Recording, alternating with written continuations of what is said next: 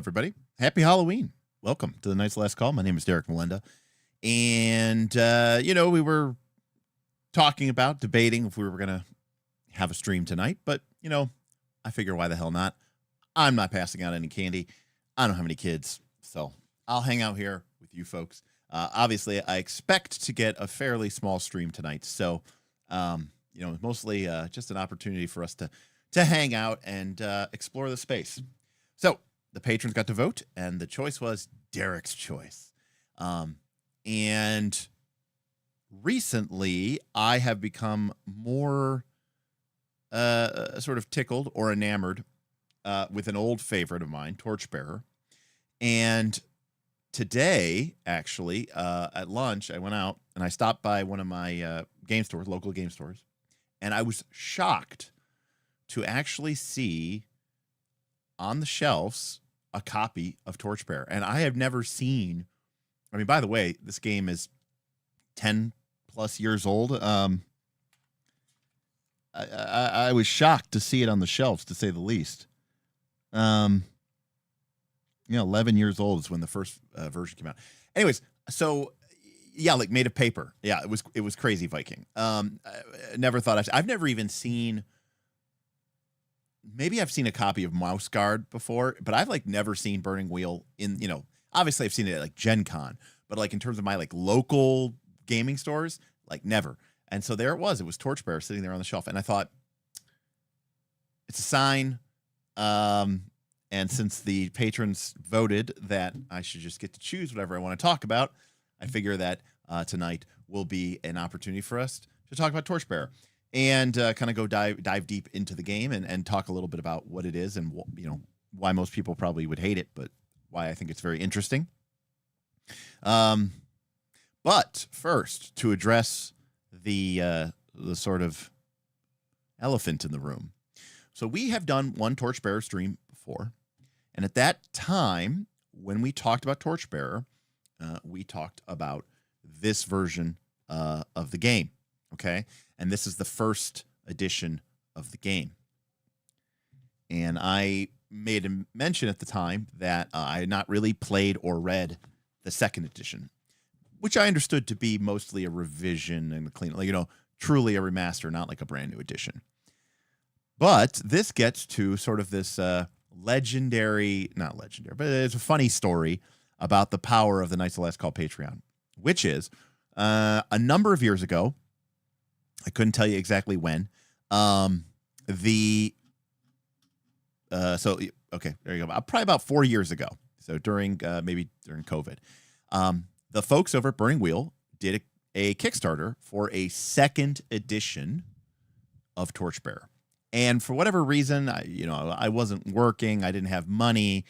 My businesses were failing. I didn't back it. And to be completely fair, I've tried playing this with my home group once or twice. They never really grabbed onto it. Some of them were even almost a little bit irritated by the game. And a lot of people didn't like the conflict system either, which we'll talk about. But I've played it at Gen Con a couple of times as well, always one-shots. And I've enjoyed it. But even the game designer, which of course is Thor Ulvesrud, but also Luke Crane, basically talk about how, and a lot of the folks who are associated with Burning Wheel, talk about how the game really needs, it is a game that is not really set up to be well for a one-shot. You could play anything as a one-shot, but this is really a game where the game really comes into its own over 10 or 12 sessions. Anyways, so we never really gave it a great shot. So second edition came out, I didn't get it. I started this channel, started a Patreon, met some fine folks who were like me, and we were talking a little bit about Torchbearer. And I decided, I'm going to pick up this second edition. And then I learned that there was this sort of exclusive Kickstarter box, that had the GM screen and a bunch of different other books. And I was like, damn it, I missed that. I didn't get that. So I go into the old eBay and I see that there's one for sale and I'm trying to buy it and I keep getting outbid. And there's two other bidders besides me and they keep raising the price up, more and more and more and more. And I try to grab it. And at the end of the day, I lose the bid. Well, it turns out the other two people, including the person who won the bid, were patrons. They were trying to get the copy of the game as well. So GM Scott and I don't remember who the other person was. And so I was a little crestfallen. So I was like, all right, well, I still want to go and get one. So I think I made my way to Burning Wheel HQ, the actual, people who make the game.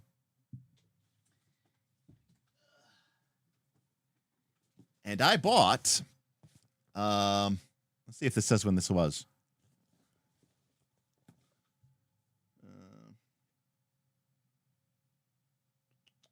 April 5th, 2022.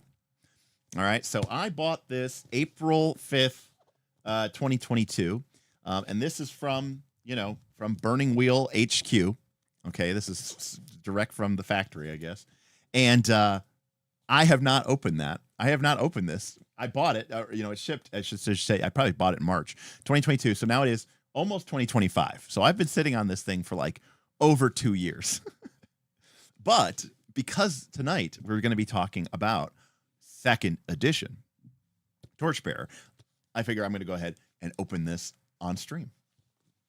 Now, I don't have one of those cool, fancy top-down rigs like everybody else. So we're going to have to you're going to have to bear with me on this one. But it is cool that they have their own packaging tape, right?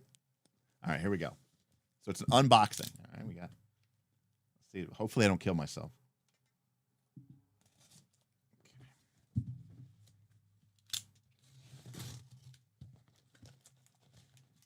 All right. It's full of packing peanuts. All right. They didn't want anything to happen.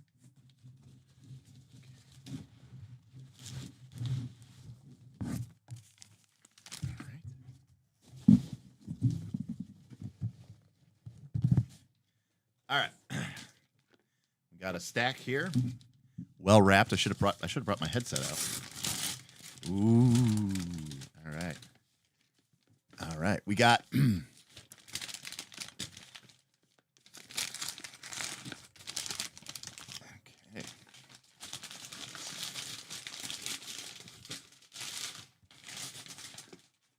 All right. So you've got, this is actually, it's a nice heavy duty cardboard slipcase. And it's got the Dungeoneer's Handbook, which is, so one of the things that they did with 2nd edition is they made more books, but they kind of basically split up. They kind of expanded some elements of the game, but they basically put the player stuff in one book and they put the GM stuff in another book. Okay. So you've got the Dungeoneer's Handbook, and these are, like kind of almost like the, what is it called? The,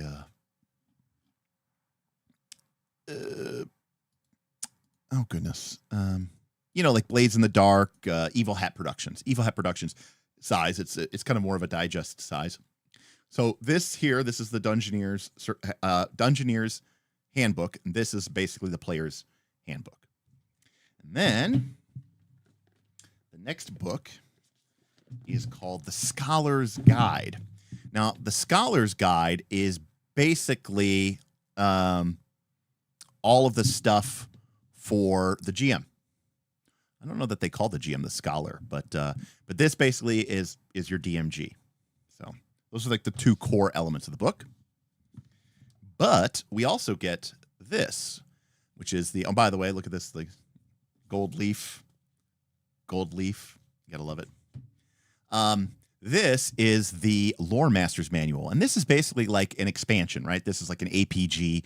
It's got additional optional rules to add more depth, more spells, some new character classes, right? So this is kind of like a built-in expansion. And then another gold tinged paper. They have the Cartographer's Compendium, and this is a collection of 6 adventures that you can run. So this little box set here comes with the Player's Handbook, the Dungeon Master's Guide, the basically the big expansion book to add new systems and new classes, kind of a splat book, if you will, but also adding a bunch of systems. 6 adventures in the Cartographer's Guide. And then get this little. Oh, we also get a GM screen.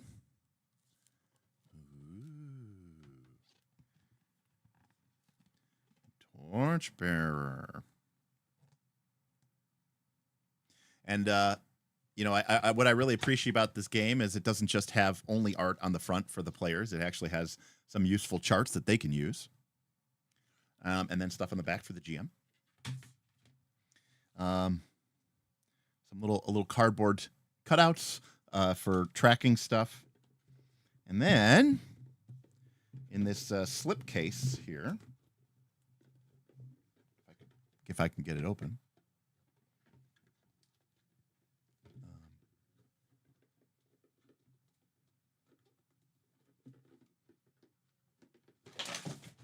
There we go. It's crazy stuff here, but it has it comes with its own little, like, if you've ever played like like Rummy or something, or Gin Rummy, or Rummy Cub or whatever, Rummy Cube, or like what's another, like Reverso or something. It comes with a little tray that you can use to mark your conditions and put your cards of when you're in a combat or in a conflict, which you use these card systems. And then it also comes with some cards that you can use in order to play your cards out during a conflict. It's kind of a paper, rock, and scissors system. And then I don't know what's in this little bag, but we'll find out here. Oh, they got some dice.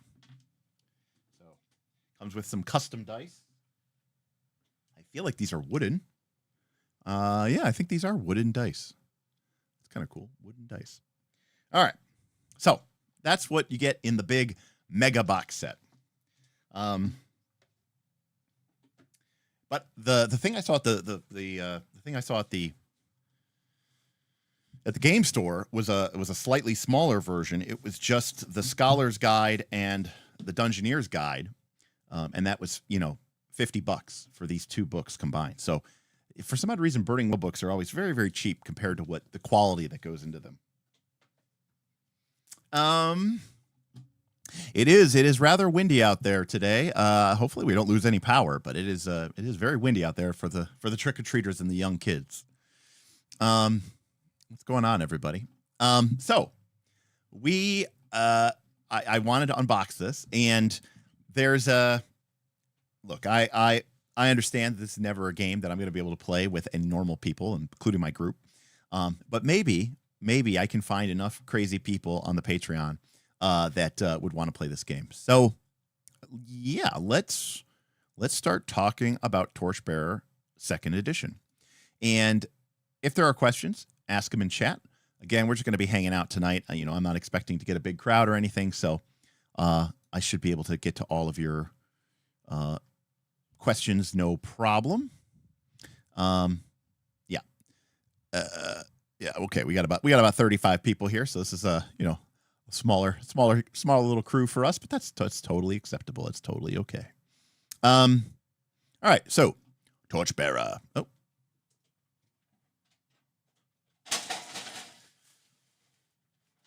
Gotta get our green screen on. Where am I? There I am. Okay. So we'll bring this up later. That's the character sheet. Donkey says, "Man, that looks sweet." Nice. That's all right, Pathfinder PhD. You're a little late. That's fine. Yes, it was all that is what you've missed so far. The much hyped 2nd edition unboxing, which we get to do there, which is pretty cool. This is the last stream I ever do. Yes, maybe.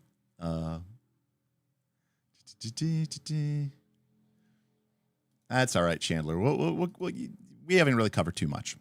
So this is the Dungeoneer's Handbook, which again is basically the player's handbook. It's going to teach you how to play the game. Now, right off the bat, I'm going to say something about this game.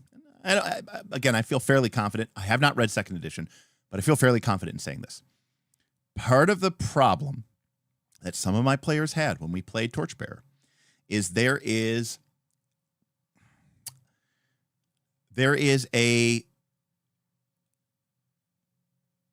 some of the rules in this game are kind of purposefully obfuscated. There's a little bit of ivory tower design in this game where they want your player experience to kind of mirror your player experience to sort of mirror your PC experience, which is that when the game starts, and I've actually heard Luke Crane and Jared Sorensen talk about this.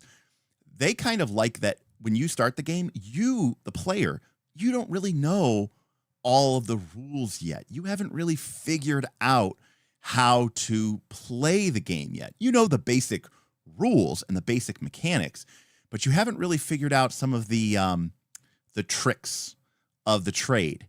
And that as you play the game and you start to realize and start to learn about how the game operates, you can begin playing the game better. Now, again, sometimes, there are definitely players who just want, I want to know everything that this game can do. And again, I've had this experience in board games where I've played board games with people and I go, okay, it's a brand new game. I'm going to give you the basics. We'll start playing. And if something comes up in the play, we'll bring it up. And, some of these advanced rules might not really come into play, but, if they do, we won't worry about it too much. And some people go, oh, that's awesome. Other people say, no, I want to know every single rule in that rule book before I ever take my first action. I want to know I want to win, and I want to win from the first time I've ever played the game, and I want to know all the rules, even the super detailed exceptions that may not ever come up, but I want to know what it is just in case. You didn't say that if the deck of cards does get to the end of the deck that we reshuffle. I thought that maybe that meant that there were no more cards left. And it's like, yeah, but the game barely ever runs out of cards. It's like, well, you should have told me. This game is null and void. Now, I have both types of friends in my friend group, people who like one way and people who like the other. But I can say that there's an element here of kind of hiding. And furthermore, I mentioned the player's book, which we're looking at, but some of the real rules of the game are in the GM's book. And there is definitely an old school kind of implication that as a player, you are really not supposed to be reading the GM book. So take that for what it's worth. Now, this again is the second edition. And I should also note that, obviously the people who wrote this were, this is an evolution of Mouse Guard, which itself was an evolution of Burning Wheel.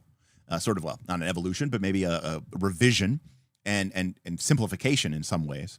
I always have been enamored with Burning Wheel, but I will admit that it is a very dense and complex game, and there's a lot going on. And I remember when I was first exposed to it, I quite frankly did not have a lot of interest in it, because Burning Wheel basically says this game is not about fighting monsters. It's not about beating quests, right? It's about figuring out what's important to your character and how will you fight for what you believe in, right? And how will you fight for your goals? How will you fight for your beliefs? How will you change? How will the experience of going on these adventures change you, right? Maybe in ways that you don't fully appreciate yet. And at the time, I was very uninterested in that. I was like, no, I want to get levels and, gain XP and gain levels.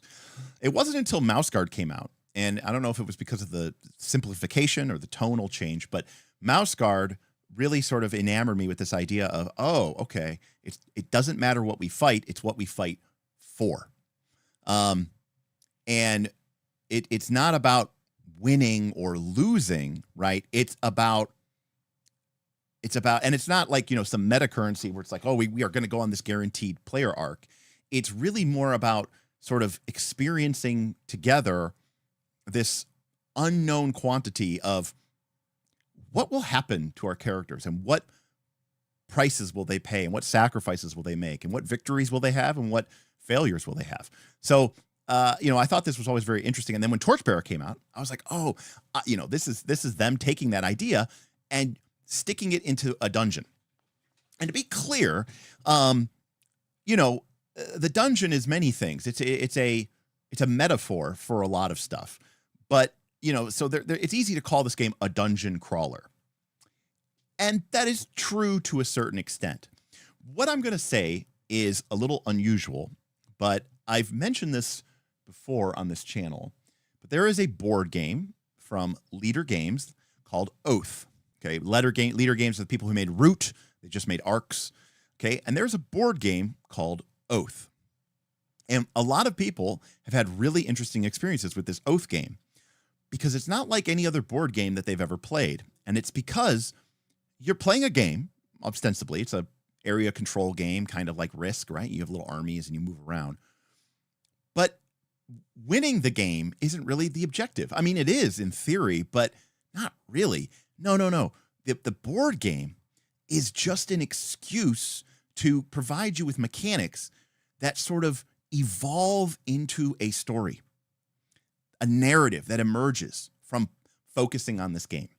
And it's a very weird experience. I adore it. And again, if at some point you're interested in this and you have Tabletop Simulator and you're a member of the Patreon and you want to hit me up and we want to get an Oath game going on, I would love for everybody in my Patreon to experience this game, maybe even multiple times, because it is a really interesting experience to think of, right? This game, this very gamey game that doesn't ostensibly have any mechanics that care about story.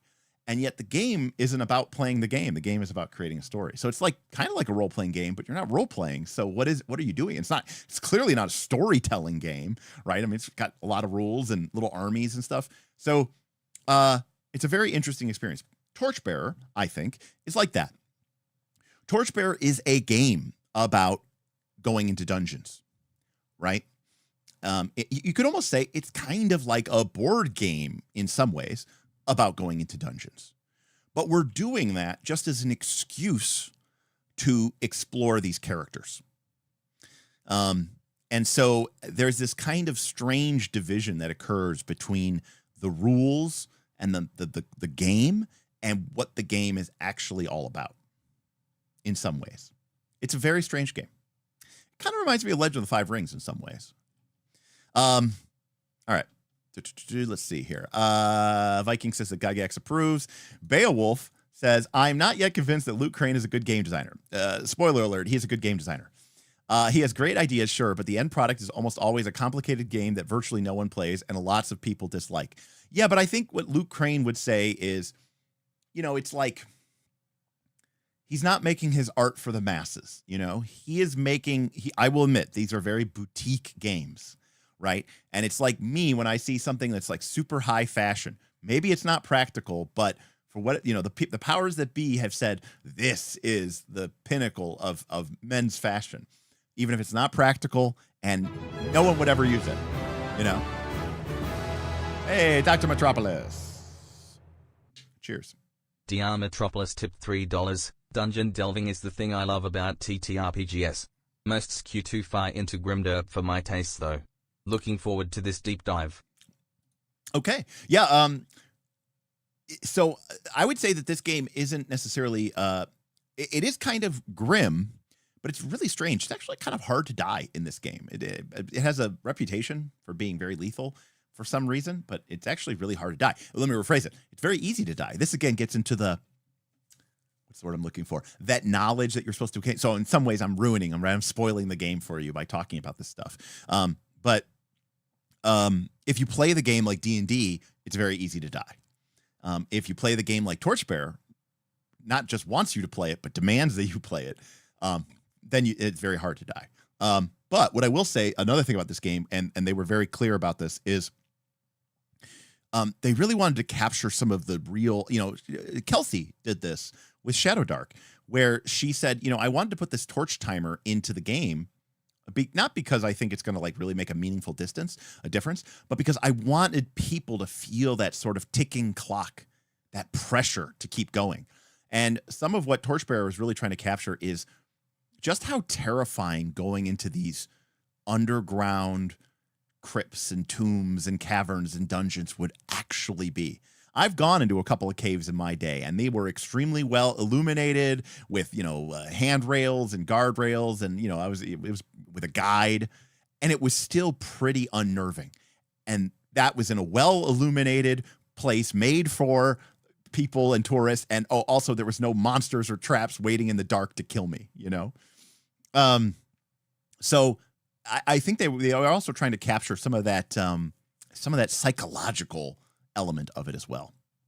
All right, we're more debating here about Burning Wheel. Burning Wheel doesn't sound like a game for me. I just want to get lost in the forest and fight the same monsters. Not the game for you, actually.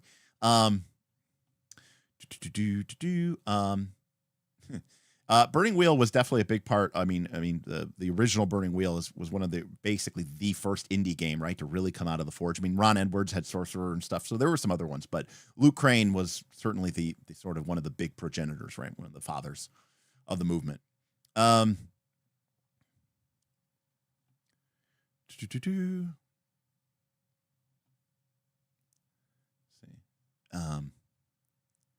Sanjeev says, strongly disagree that Burning Wheel is difficult to play. Stick to the hub, and it's simple. And I will agree with you, Sanjeev. In fact, when I teach you the rules to Torchbearer, you're actually going to say, oh, wow, this is actually really easy. And quite frankly, it is very easy.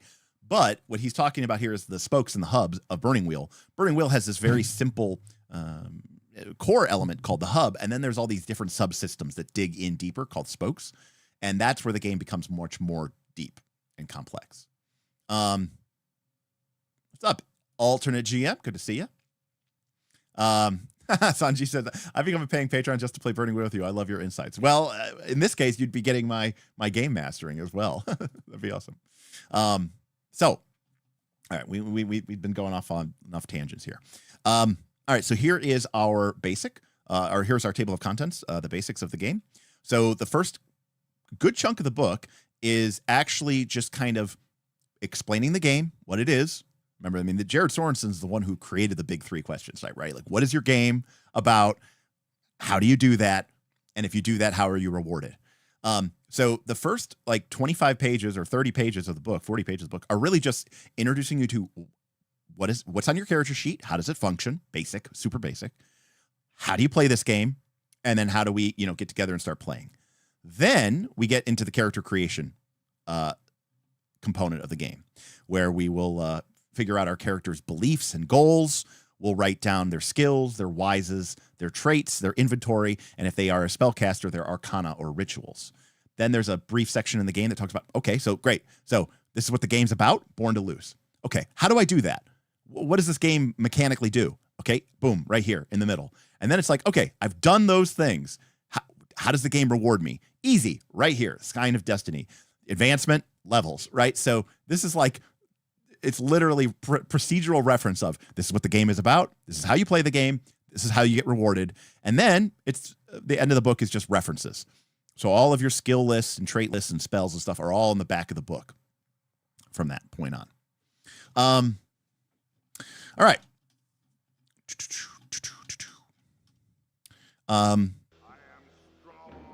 Hey, Shadram. All right. Thank you, Shadram. 23 months, coming up on 2 years of joining the adventure. Shadram, thank you so much. Shadram with a membership chat says, hey, all, not had much time for RPGs recently, but the drought is finally ending. Hopefully with daylight savings ending, I can be in streams more. Shadram asks, I miss having you around, buddy. Yeah, I love, we've had people now that have stuck with us for, 2-3 years, and it's awesome. I love this community that we built, and it's pretty great. All right.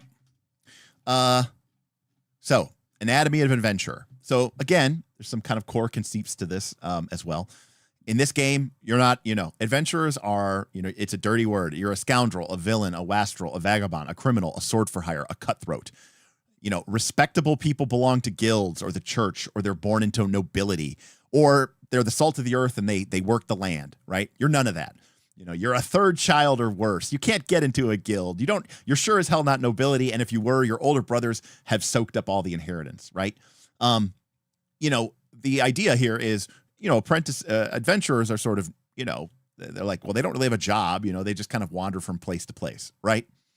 And you're supposed to sort of lean into this. Now, the reason that I think this is so interesting is, as everyone knows on this channel, I love Legend of the Five Rings. And to be clear, every time I've played Legend of the Five Rings, the group have been proper samurai as member of these houses. But I think a lot of people, when they think of samurai drama, like Kurosawa films, right, usually think about Ronin, right, or Ronin. And the reason why we think about Ronin is because Ronin are samurai, and they are not part of the social structure because they don't have a lord, but they do have their honor. But they don't have all the niceties that the clan samurai have, right? They have to struggle to eat. They don't have a lord who's just providing them with everything. They don't have servants. So there's this fun tension of, if you are this scoundrel, this person who's been cast out by society, but then the game also then says, but you believe in something. And the game doesn't say that you have to fight for your belief. The game doesn't even say that you have to care about your belief. But the game asks the question of, will you fight for your belief? And if you do, why? And if you do, how? And when you do, does that conflict with the realities of your situation, which is that you don't have a lot and you don't have the sort of social safety net that, traditional people do. So it's a game about challenging your character's beliefs, but it puts you in a situation where following those beliefs is not easy, right? There's real sacrifices and real choices to be made. All right. We'll just keep reading because whatever, this will probably be like a 4-hour stream, that. So there's not for you to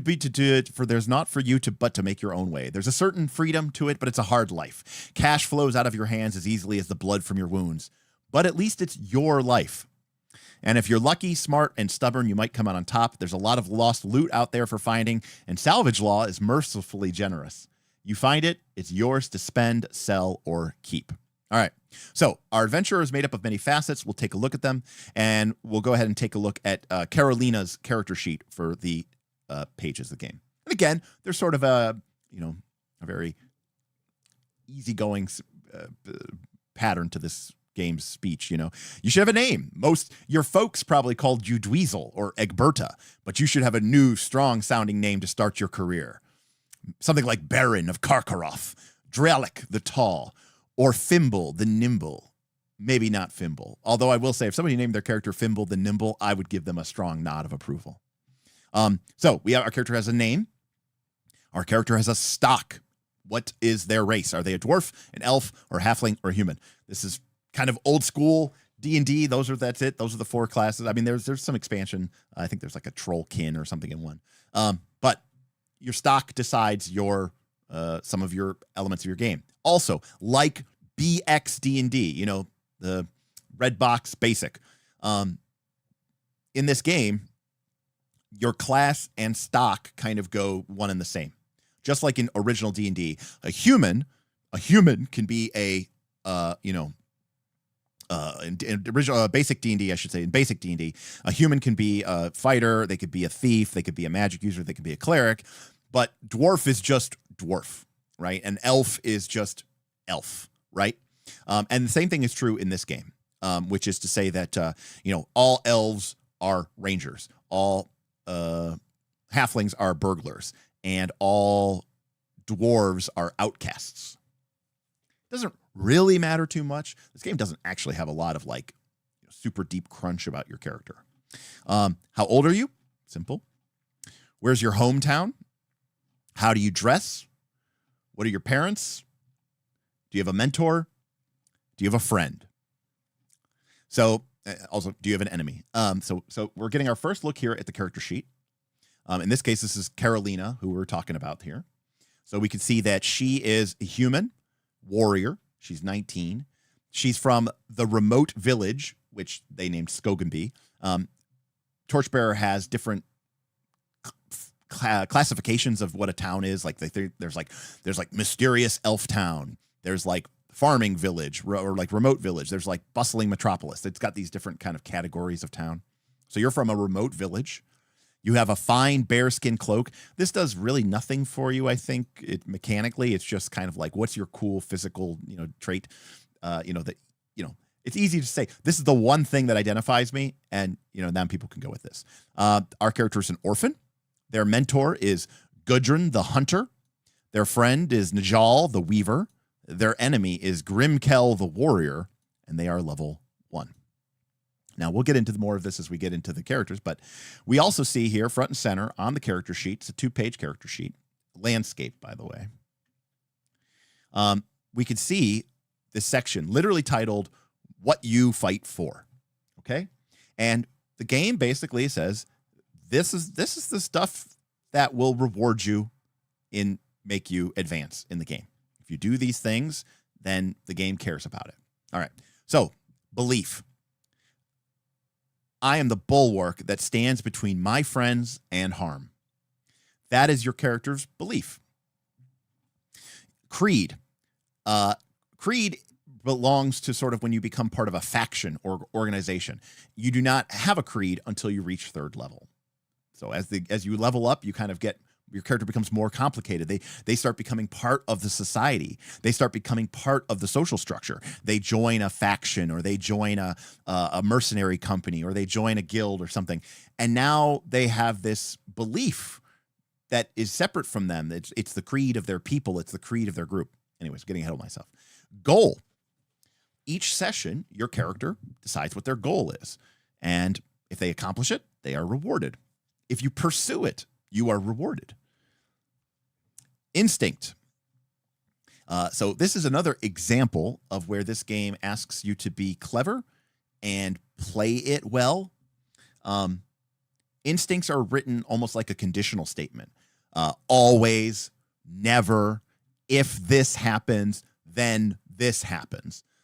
Right? So you write it in a very like procedural fashion. So her instinct is always go hunting when we set camp.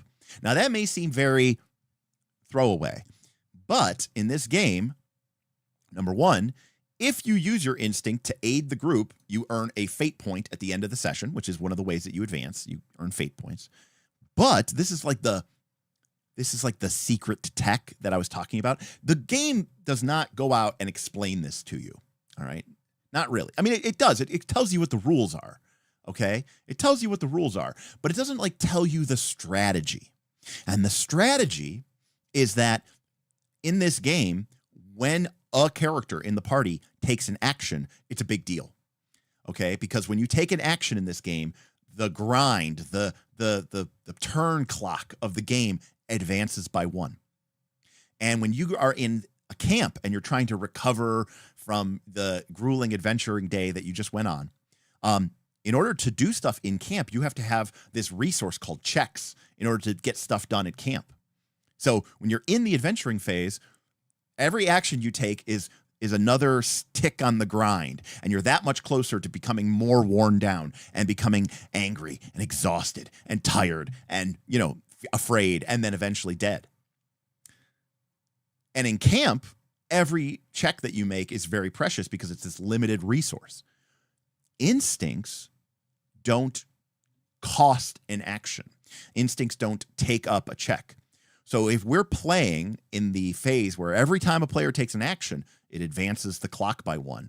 If somebody's instinct triggers and they get to take an action, that doesn't advance the clock by 1.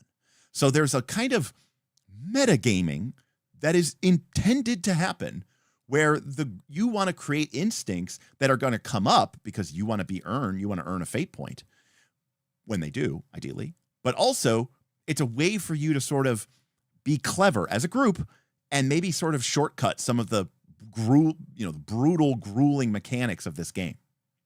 All right. So that's what we fight for. So that's kind of like the core of the game. And this is mostly how you are rewarded in the game. So we also have traits. Traits are more descriptive than anything. They don't really have any difference in mechanics. But basically the way a trait works is it has 3 levels, and you can use it depending on the level of the trait. You can make you can get a benefit. So if your trait would apply, right? So obviously Carolina, the warrior, is a fighter. She's a warrior, a fighter, a champion of the people. So she has this heart of battle trait. And we could easily imagine that if I describe that my character, rushes into battle, swinging her sword, we could easily say, I think this trait applies, right? I'm throwing myself into the heart of battle. And then twice per session, I can add an extra die to my dice, to my check roll. And this is a dice pool system. You're going to roll a number of D6s, okay? And on a 1, 2, or a 3, that die doesn't help you out, okay? They call them worms. But on a 1, a 2, or a 3, basically, it doesn't help you out. If you get a 4, a 5, or a 6, it counts as a success.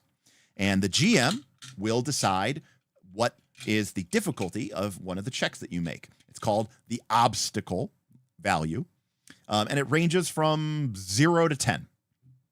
So if a GM says, okay, that is obstacle 4, well, then you're going to roll your pool of D6s and count how many times you got a 4, 5, or 6, and that's how many successes you got, and that's how much. If you tie or beat the obstacle, then you succeed. If you don't, you fail. So that's basically the way the game works. Anyways, so Heart of Battle, Defender. But this is where the game, admittedly, some people are going to, again, there's a lot of elements of this game that turn people off. And I totally understand that. But we just talked on Tuesday about meta currencies. And these things are kind of like aspects. You can have up to 4 of them. They can change throughout play, by the way, as well. And, you don't get them by like leveling up or anything like that. You acquire them kind of diegetically in the course of the game. They can change. But additionally, if you think of them as an aspect, right? If I tag the aspect, right, I get a bonus. I can add an extra die once or twice a session. This lets me just add +1 to my successes. If I get a tie, success or tie, and I can use that infinite times, right? So it's like leveling up my advantage. But I can also use these traits against myself. Okay. And this is kind of like compelling in Fate, where maybe my character, doesn't, does something that is kind of seemingly stupid.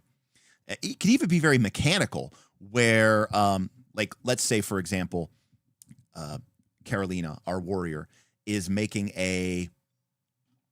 she's making a orator. Well, she doesn't have orator. Okay. She's making a persuader check. Okay. So this is the way that the game is meant to be played. You're supposed to sort of metagame it and at the same time be rewarded by the game, but at the same time also create this really cool and compelling story. Okay. So Carolina has a persuader skill of 2. That means we're only rolling 2 dice. Okay. Not great. All right. So, if we assume that, any one die could be 50% success or 50% failure. So, on average, we're going to get 1 success. There's a 25% chance that we'll get 2 successes, and there's a 25% chance that we'll get no successes. So, pretty right. So, 75% chance of getting 1 success, only a 25% chance of getting 2 successes. So our character, Carolina, is in a situation where it comes up that she has to, there's a group of local hotheads, right? And they want to get together a posse, and they want to just ride out of town or storm out of town, and they want to go right up to the goblins' forts and, drive them out of town. And I know that that's a bad idea. So the GM says, okay, well, what are you going to do? You're like, okay, I'm going to go over to them, and I'm going to explain to them why it's a bad idea. And I'm like, okay, the obstacle, these guys are pretty riled up. The obstacle value is 2. So you need to get 2 successes. Now, Carolina could look at her persuader skill and say, man, I only have a 25% chance of succeeding. I'm probably going to fail this anyways. Well, if I'm going to fail it anyways, GM, can I get a penalty to my roll because of my Heart of Battle trait? I'm going to say basically like, okay, if you guys can imagine, right? My character goes over there with the best of intentions, right? I'm going to go over there and I'm going to save these people. I'm going to tell them what they're doing is suicidal and dumb and wrong. But as I get over there, right, suddenly I'm kind of getting all fired up and suddenly I'm like, but what you need is like a warrior like me with you. Cause if you had a warrior like me with you, then maybe you'd have a chance. And honestly, I could use the backup, and this is actually starting to sound like a pretty good idea, right? And I use my Heart of Battle trait against myself, and I give myself a penalty to a dice roll that, quite frankly, I was probably going to fail anyways, right? Well, when I do that, my character earns what's called a check. And a check is a resource that you can use when your character's between adventures to, cure yourself, heal yourself of your negative conditions. You can use it to practice and train. You can use it to try to regain supplies and regather resources. So checks are very, very useful. But the main way, the way you earn them is by using your traits against yourself. So right off the bat, we know that there are people. Now, it's a meta currency. It really is. It's a meta currency. But we understand that there are people who hate. Now, this isn't a situation where the GM can compel you. You can't use these traits to like declare a narrative truth. Okay. But, but it is the case that, as a player, you are looking for opportunities. But wait, I said before that this game is so deep. And again, this is stuff, by the way, when the game first plays, you might be like, I'm never going to use this against myself. Let's assume you're like a normal, happy-go-lucky, 5e or Pathfinder 2nd Edition player, and you're playing this game for the first time. And I explain what traits can do. And then you're in a situation, I said, do you want to give yourself a penalty? And you say, fuck, I'm not giving myself a penalty. That's the stupidest thing I would ever do. Why would I ever do that? And so you don't. Okay? So what happens instead? Your character kicks ass, doesn't have any problems, and then earns no checks. And then you're like, man, I am beat up, right? My character is, I'm hungry and thirsty, I'm angry, and I'm exhausted. How do I get rid of these? And I go, checks. And your character, you go, oh, okay. So like, I have to play these kind of against myself in order to earn checks, in order to keep playing the game. That's level 1. Level 2 is when you start looking over here at the skills. All right. The skills, every skill in this game has next to it a little chart that says P and F. Okay. P and F. And that stands for past checks and failed checks. And we can see here, it's right on your character sheet. No one's hiding it. P is past tests. F is failed tests. Advancement requires past tests equal to the skill rating and failed tests equal to 1 less than a rating. When that occurs, your skill goes up automatically. So in order for my character to advance Persuader from 2 to 3, I need 2 successes, 2 past checks. Okay. You need to get some successes in order to get better at a skill. But you also need to challenge yourself, right? If you're only doing easy stuff, you're never going to get any better. So because our rating here is 2, we need 2 passes, but we also need a failure. So you could imagine a scenario where my character has 2 past checks marked, and Carolina's going in to talk to these people, and I go, not only do I want the check, I kind of want to fail, because if I fail this check, my Persuader skill levels up. No XP, just boop, goes to 3. It's completely diegetic. There's no other way to raise your skills. In order to raise your skills, you have to use them. And you have to fail and you have to succeed. You have to pass and fail.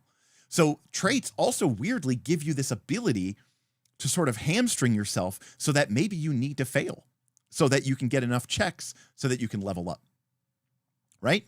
So again, that's like, that we started up here, then we went to here, and now we're like this deep. And again, it is a complex game. There's a lot of moving parts. I don't think the game is that complicated, right? It's not complicated. There's not 800 pages of feats and a million rules about how tactical positioning works and all this other stuff. It's not complicated, but it does have a lot of moving parts, right? And there's a lot of, these things go very deep, right? There's a lot, like it's very easy to play this game and go, it's whatever, it's stupid, it's easy, whatever.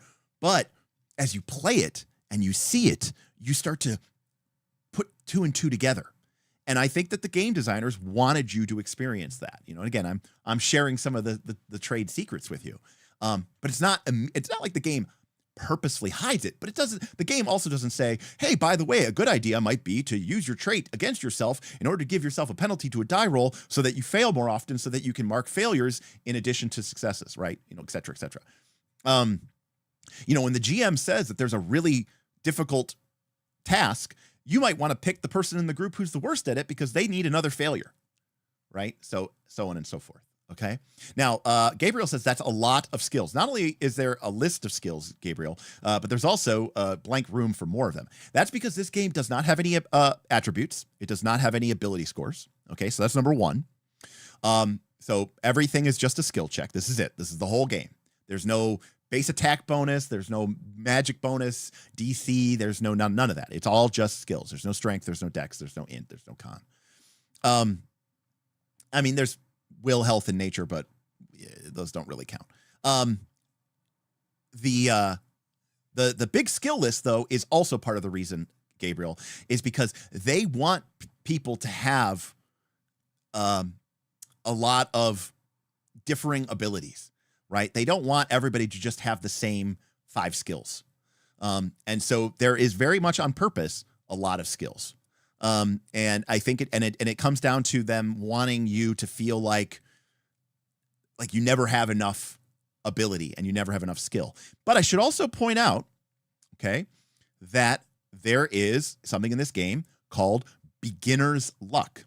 And even if you don't have any rating in a skill, okay, you can roll because you're an adventurer, you're maybe, you're a little crazy, you're a little weird, but there's a chance for you can roll with beginner's luck.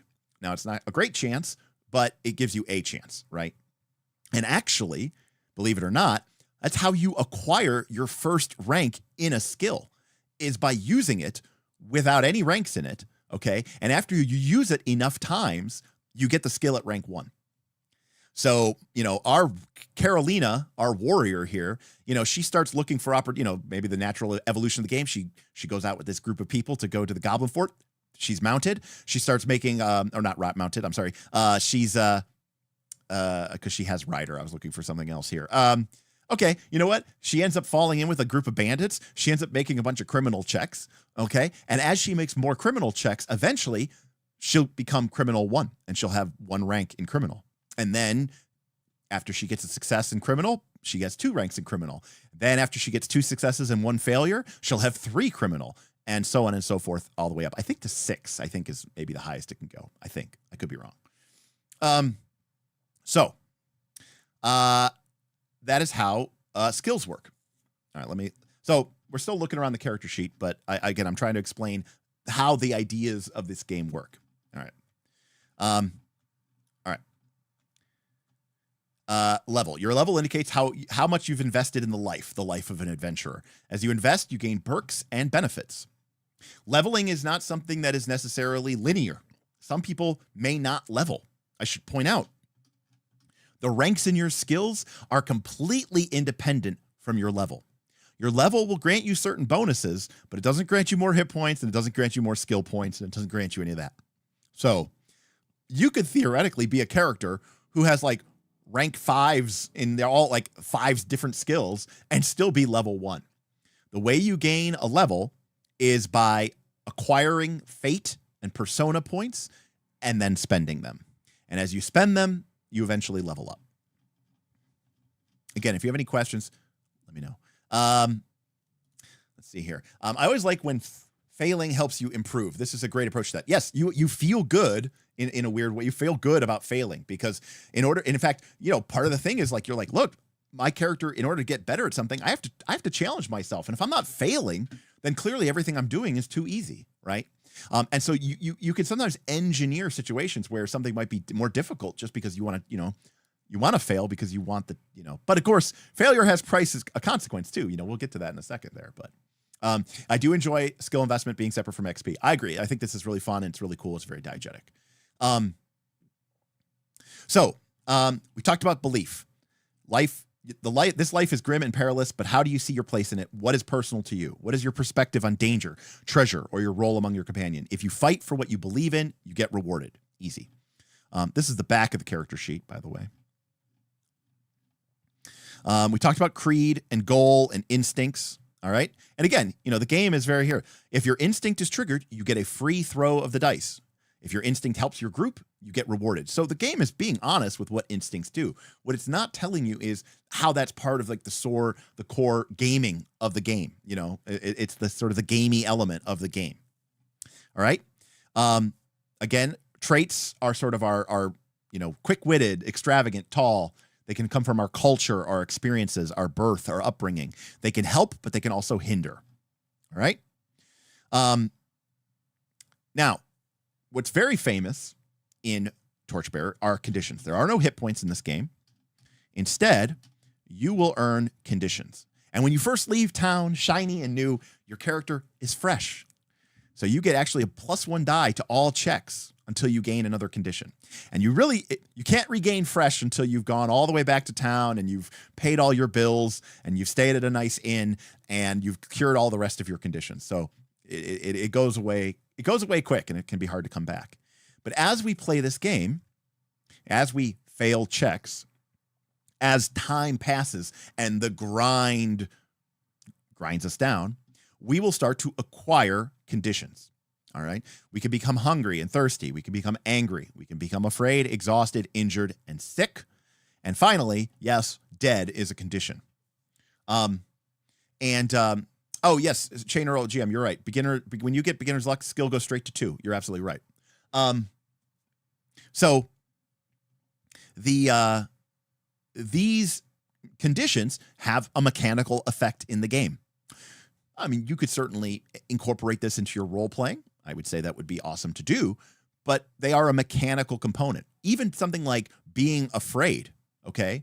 If you're afraid, your character can't use or benefit from help.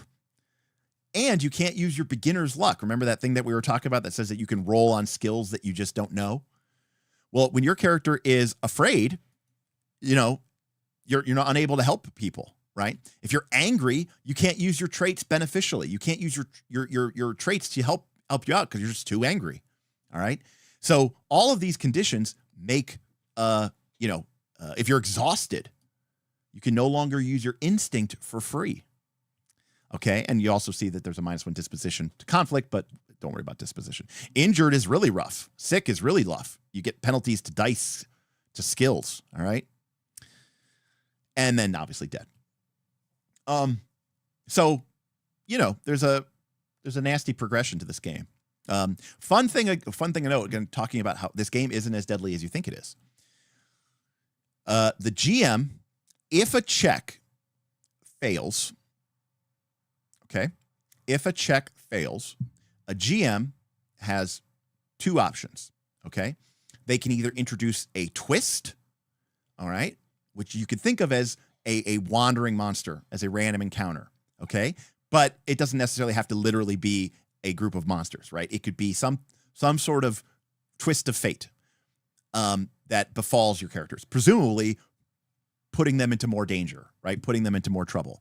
So there's an element here similar to Powered by the Apocalypse, which, by the way, came after this, where kind of when you fail a roll, the GM can say, okay, I'm going to make a GM move, and I'm going to decide that, okay, you didn't succeed at what you're doing, but instead this new condition arises, this new twist.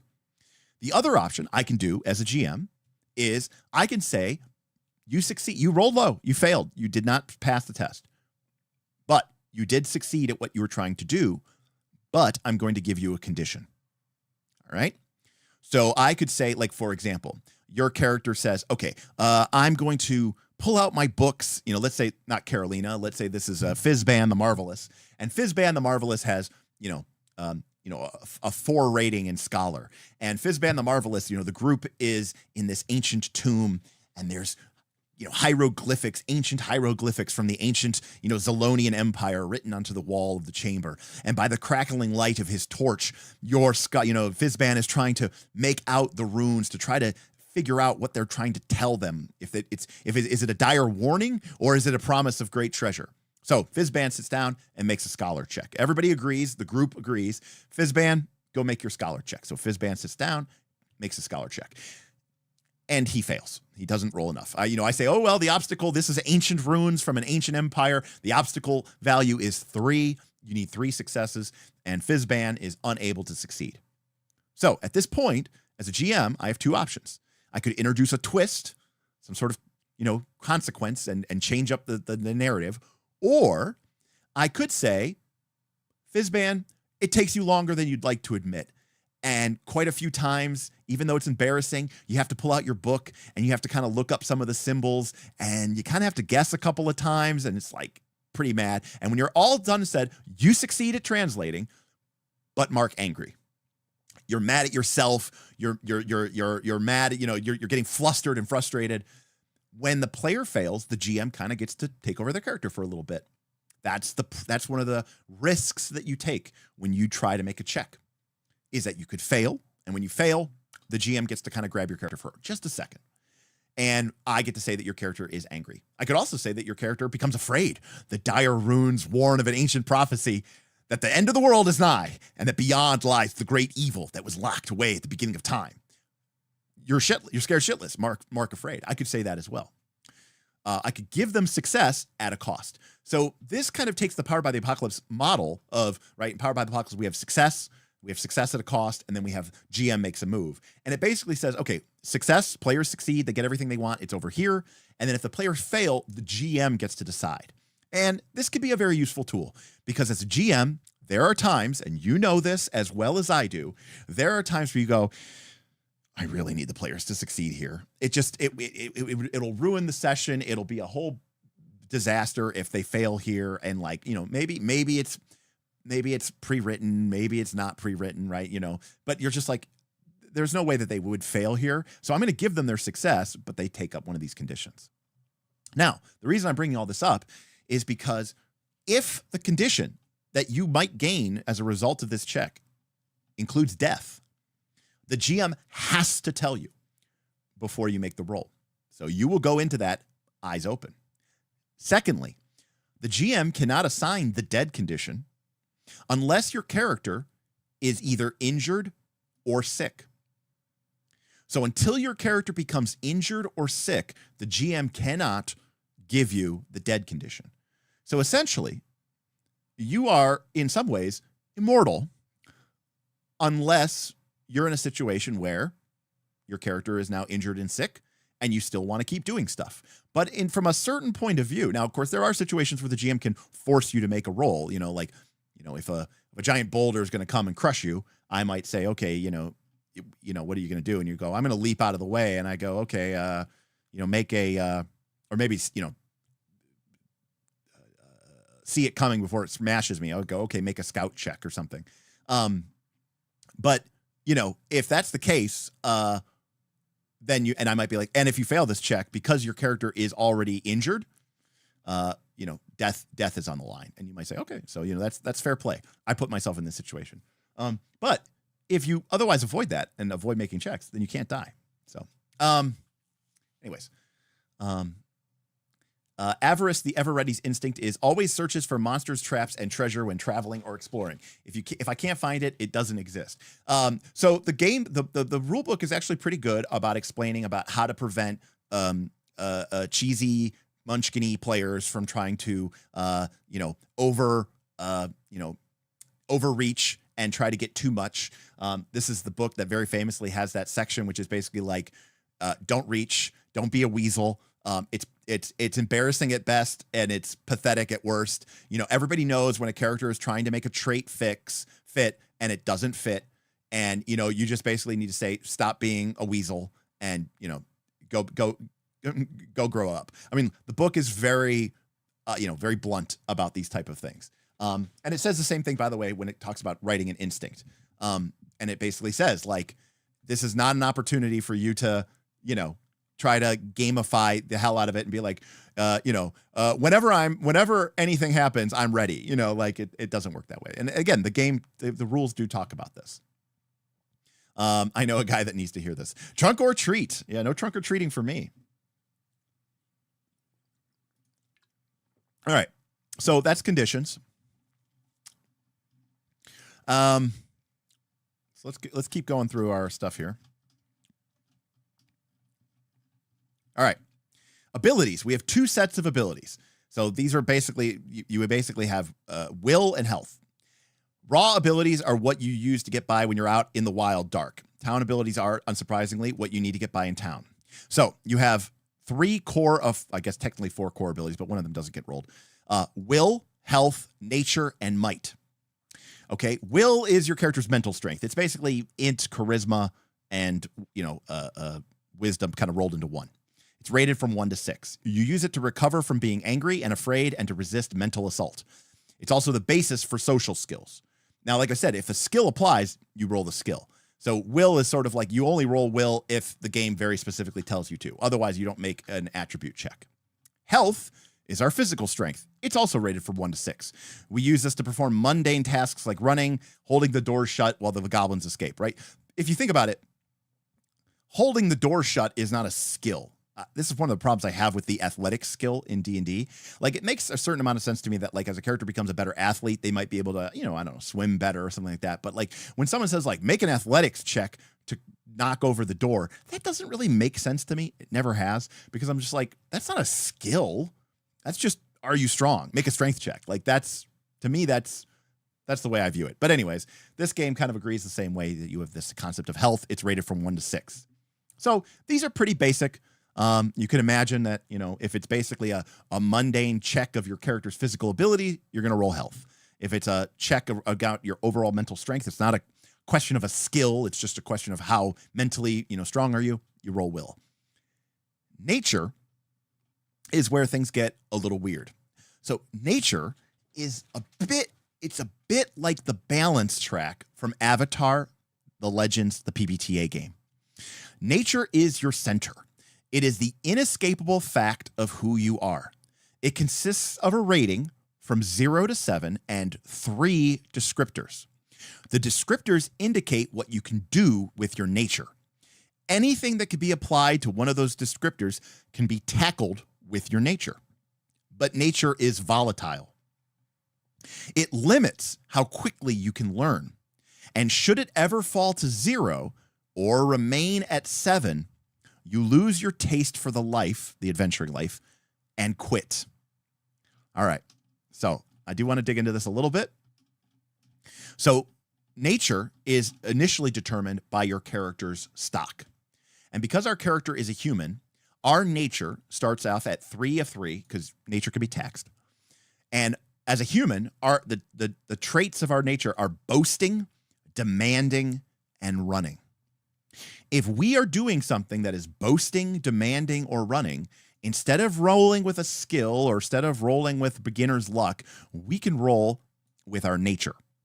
All right? That's because in this world, this is what humans do. Humans boast, they demand, they run. I think elves have things. I think elves' nature is like singing, remembering, and like agelessness or something. Like it's very different.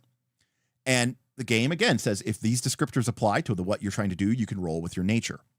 But nature, in a certain way, sort of represents how much like an adventurer are you and how much like a normal, everyday, ordinary human or elf or dwarf are you. As your nature gets higher, okay, if you use, by the way, it's just like the other skills, if you use your nature a lot, so you're doing a lot of things that you're kind of, predisposed to do, you're going to mark passes and fails. And eventually your nature is going to go up. It's going to become a 4. And if you keep boasting and demanding and running and rolling your nature is going to get a bunch of passes and fails, and you're going to get a 5. And eventually, and if you can think about it, your character is becoming less and less like an adventurer and more like a human. Eventually, if our nature gets to 7 and stays there at the end of the session, our character retires. If they're an elf, they decide that they're going to take the boat and sail into the west. If they're a halfling, a hobbit, they decide they've had enough of this. They're going to go back to their burrow. They're going to put their feet up and they're never going to work again. If you're a human, you decide to, get married, start a family, and start, raising the next generation of children, right? You sort of give up the adventuring life because you've been so focused on leaning into not what makes you an adventurer, but what makes you a human or what makes you an elf or what makes you a dwarf. Okay. Now, having a high nature can be very powerful because you get to roll a lot of dice, but it also means that your character is further away from being an adventurer. Now, on the other side of the equation, your nature can go down. You can tax your nature. And basically, if you're doing stuff that is against what your natural predisposition is, your nature can go down. Basically, you're not acting like a human. You're not acting like a dwarf. You're acting like an adventurer. And then your nature can start to go down. And if your nature goes to 0, well, then you also have to retire your character. Why? Because you become a weirdo. You become like the crazy nomad that lives in a cave outside of town, right? You wander off into the wilds, never to be seen again. You basically lose your connection to your people, to civilization. You just become a crazy wandering nobody. And your character has to retire. So there's this balance between the two of them. Now, I said before that having your nature be very high is powerful, while having your nature be very low is powerful. Because the more like an adventurer you are, if your nature is low, that determines how many times you have to use a skill that you don't have any ranks in order to get those first 2 ranks. So, for example, if our nature score was a 6, all right, we're very much a human. That means that if I want to start taking ranks in armorer, I have to use armorer 6 times, or I can't remember the exact equation, but it's like 6 times. But if my nature was 2 or 1, my character is kind of a weirdo. They're an adventurer. They're picking up every little tip and tidbit and tool of the trade that they can as they go around this crazy adventure. They're not bound to anything. They'll learn anything. They'll pick up anything.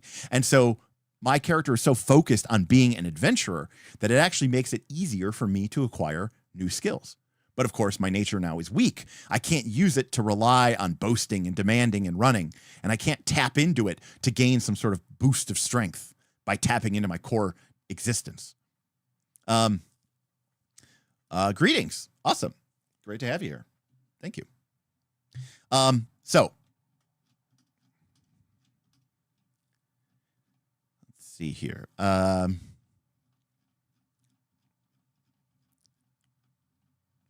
right. So we have 3. We also have a rating called Might. Might is basically how big you are, you know. Now, what's cool about this game is it's not size, okay? Adventurers are rated at a ranking of 3, whereas ordinary humans and elves are rated at 2.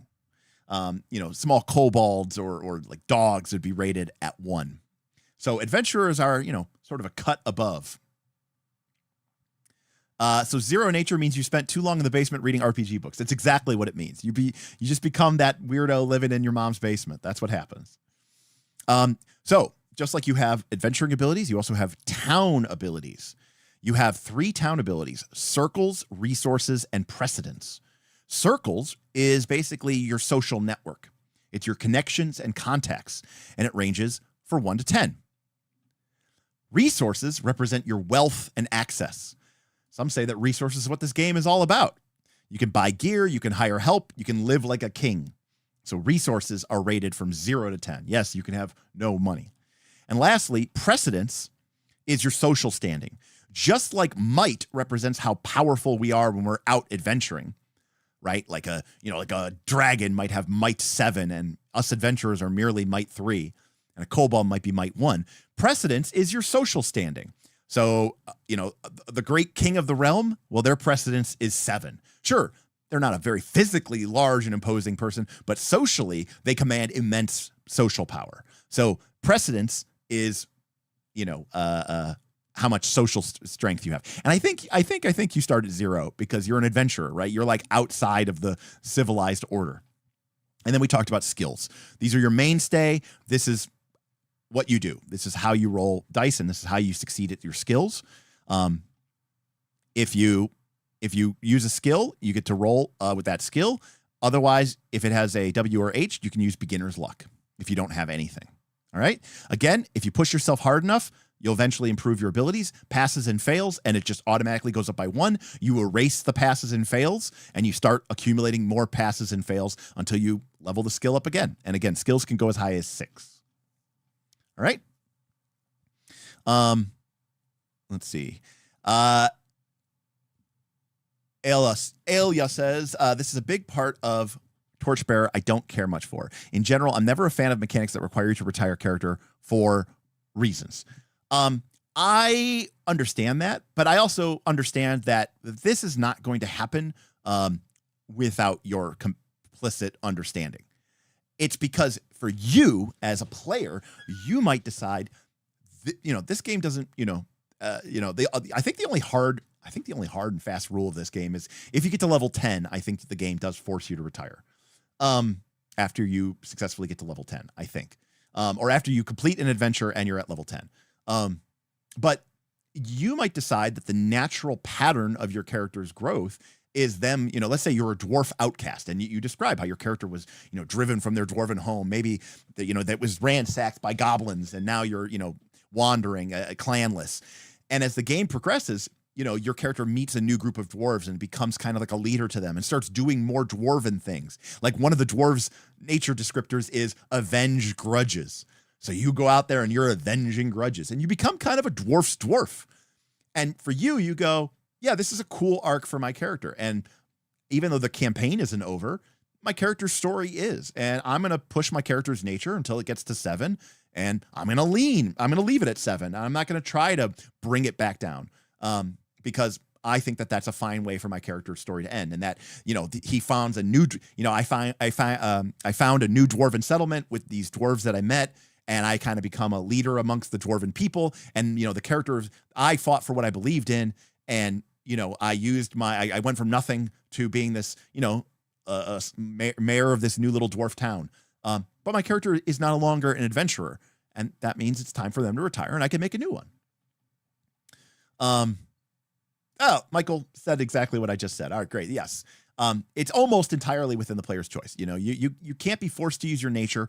It's more of like, it's a trajectory that you as a player can decide, this is going to make a cool story. I kind of want to see my character lose themselves and, and become this kind of crazy person and see how close I can dance to the edge. And maybe I'll become a crazy person and run away screaming into the wilderness and become an NPC. But it'll be fun to see how we get there. So yeah. All right. Wises. All of us possess an area of expertise, something we know more about than anything else. We call these collections of facts and pedantry wises. So if we stumble onto a goblin, we would say, I'm goblin wise. I'll talk to her.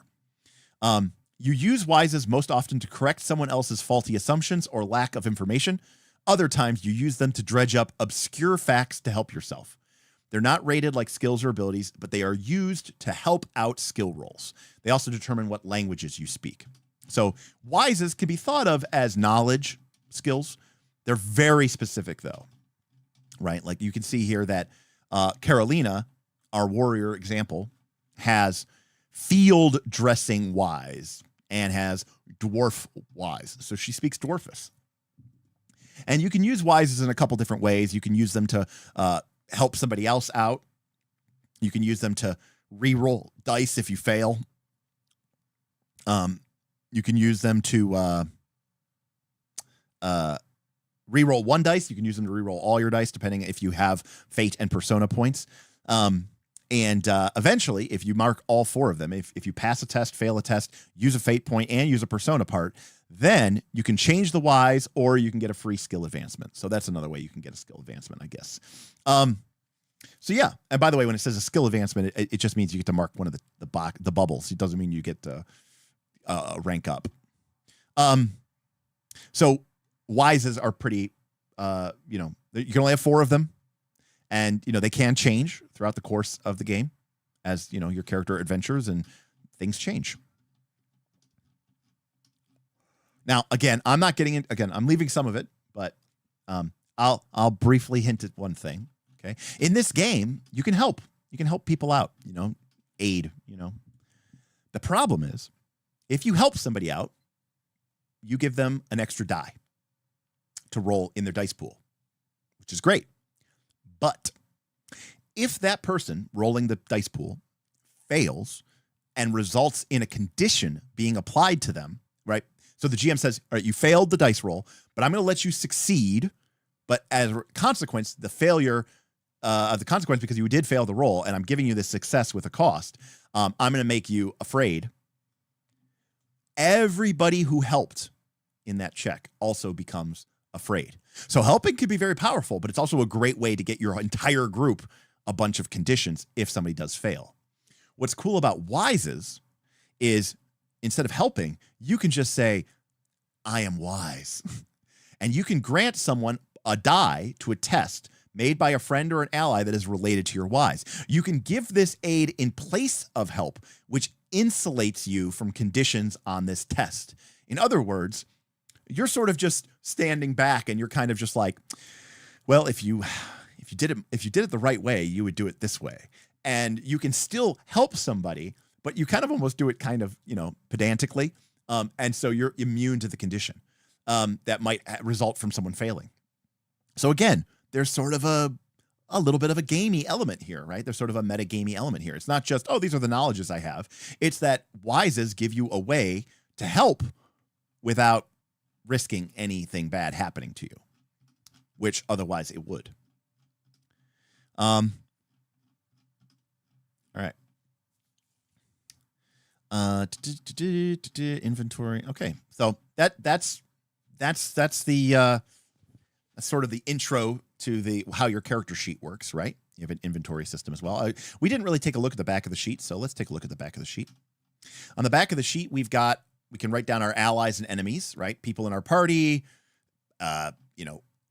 status IDK. So, this is kind of like NPCs that are relevant to your character.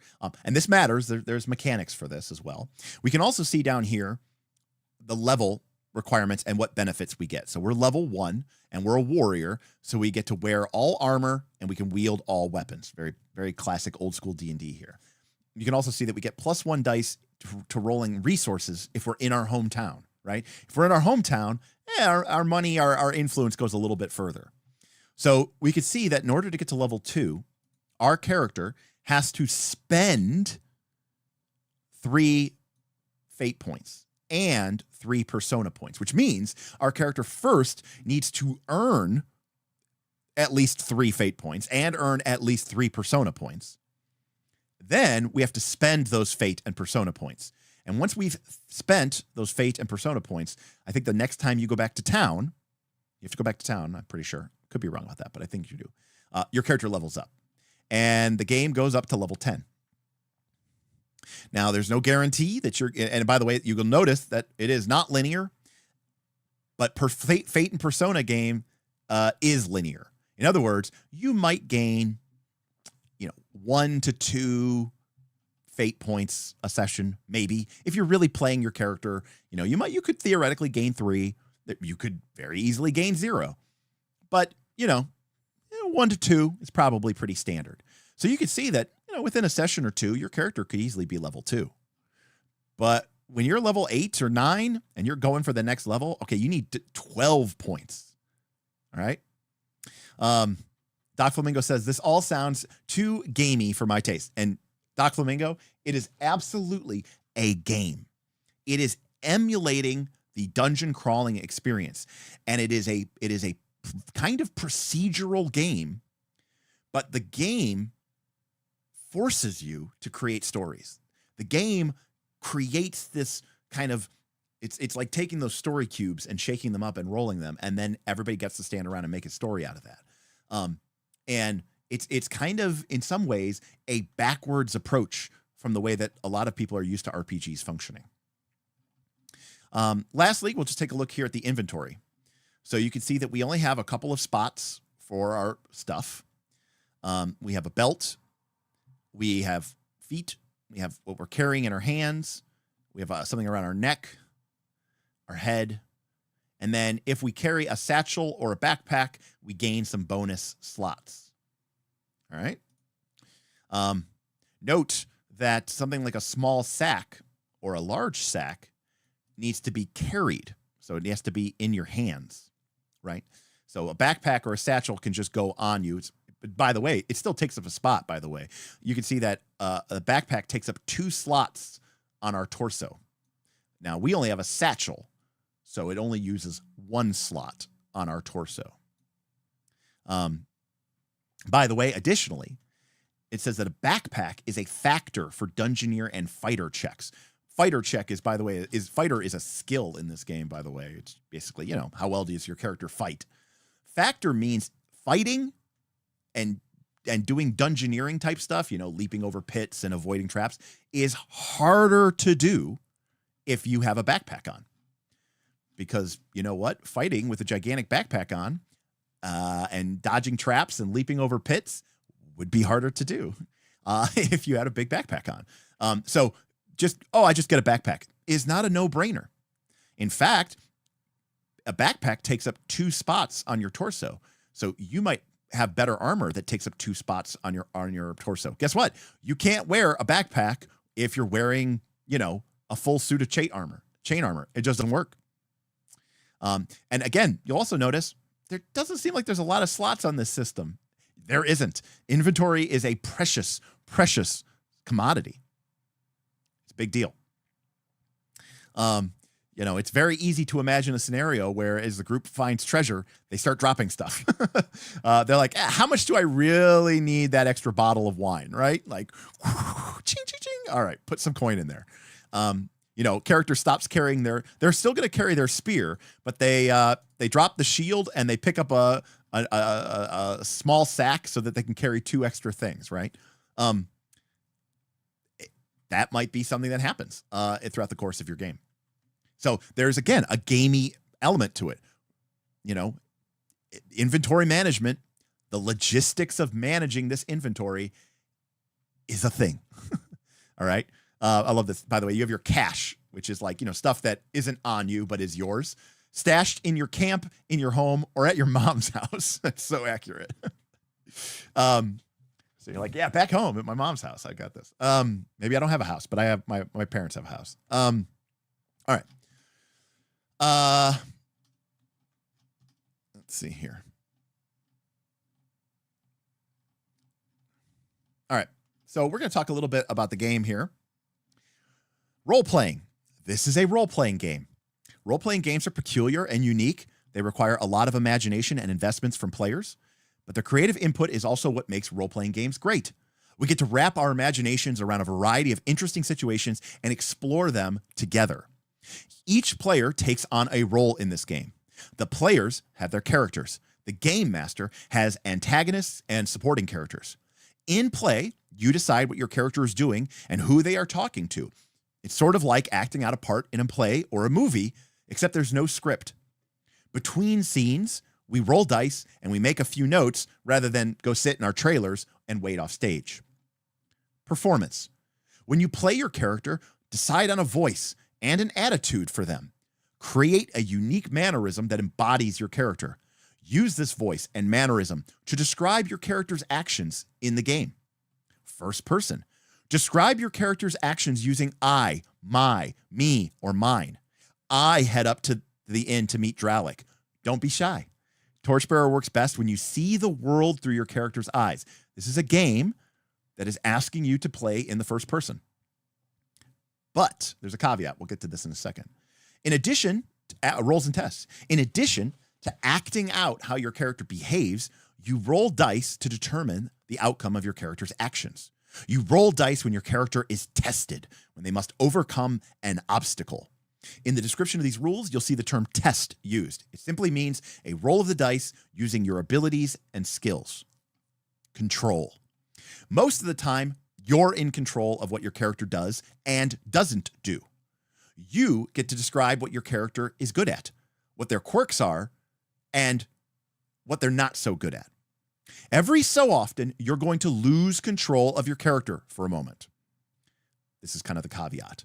When you attempt to do something and fail your test, the game master takes over and describes something that went wrong. The game master can tell everyone about something your character did that was misguided or even bad. Or the game master can describe an unforeseen effect that your actions have caused. They get to stick it to you for a moment. It's painful, but new problems add to the fun of the game. Success and failure are described in overcoming obstacles. Unplanned stories. When we start a session of play for Torchbearer, no one knows exactly how it's going to end. Neither the players nor the game master. We know that we'll be using our characters, and we know that the game master will present us with an adventure. That's the beginning. From there, the story will twist and turn based on the outcomes of the roles in the game. Once the adventure has been completed or failed, we stop and we look back at the session. Only then can we see the story we've created. And this is something I talk about a lot, which is like when you're in the moment, you're playing the game, the story is being generated, but you can't really appreciate it until you're kind of at the end. And this is the same way, by the way, that Oath board game that I was talking about works. Be polite, be generous. As you're playing your character, be polite and respectful to everyone else at the table. If your character is angry, you should not use that as an excuse to be angry or mean to the other players. Make sure that everyone gets a chance to speak. Make sure that everyone gets a chance to be in the spotlight. When someone has the dice and is about to roll, the rest of the table must be quiet and attentive. It's that player's turn to add to the story. Before rolling, they describe what their character is doing. Everyone stops, listens, and supports the player. Again, Luke Crane is well known for being very blunt and basically saying, shut up. If someone's rolling the dice, it is clearly not your turn. Let them have their moment. I love it. I love being very blunt like that.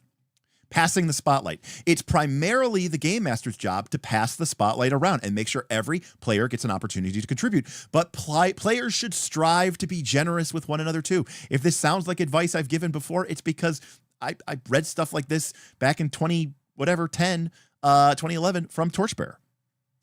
If you don't have anything to contribute to a particular scene, that's okay. Offer some words of encouragement and ask other players what their characters are doing. Table chatter. When you play this game, you do not spend the entire session in character. You have moments of characterization interspersed with listening to other players, rolling dice, referencing rules, and discussing options with other players. Table chatter is our term for giving the other players advice about the game. Advice doesn't come from your character, it comes from you. So this game is basically saying, yes, you should play in the first person. Yes, you should talk in character. Yes, you should describe. But it's also a game. And it's okay to play that game as players, right? And play it as Derek and Steve and Tim and, talk to each other and talk about the game. Table chatter is important to this game. You should be giving each other advice, and you should be talking about the best strategies of the game. This game wants you to play this game. The whole point of it is by playing the game and having this additional tension of these role-playing aspects, you create this interesting outcome. However, you should be polite and respectful. Do not boss other players around. If another player doesn't want your advice, let them choose their own course of action. Never interrupt another player's performance with your table chatter. Listen first, then discuss. Make suggestions, but don't lobby. There's a difference between contributing by tossing out an idea and arguing for a certain path. Again, don't be a weasel. Listen, explore, describe, decide, describe. Torchbearer has an intuitive underlying structure to gameplay. Listen, explore, describe, decide, describe. Listen, the game master opens the ceremonies by describing to the players their current predicament. Listen carefully to what they say. Explore. As the game master describes the adventure environment to you, explore it by asking questions. Can I hear anything unusual? Are there any distinctive markings? Is one more area more worn or trod down upon than the rest? What does it smell like? What do I see when I look in this direction? The game master will provide you with details about the scope of the problems you must face. Then you must decide. Once you have enough information, decide who will take action to overcome this obstacle. It is good practice for you to discuss your options with your fellow players before taking action. Torchbearer quickly grinds your characters down if you're not careful. Describe to live. Once you have a plan, you describe your character's actions in response to the game master's narration. Tell the game master what your character does, touches, manipulates. If you're clever, aka if you're a good player, you'll frame your descriptions around your character's strengths. Any other player who wishes to help should describe how their character supports your character's actions. Explain how you use your gear and surrounding to overcome obstacles. Think creatively. Use the abilities and skills on your sheet as inspiration, but always talk in terms of action, not in terms of skill.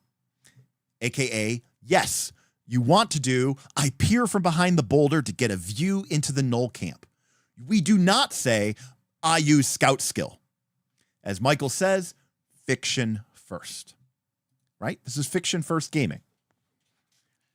Right? We talk about our actions in the game of we talk about our actions in the fiction, and then we translate that into a skill in the game, right?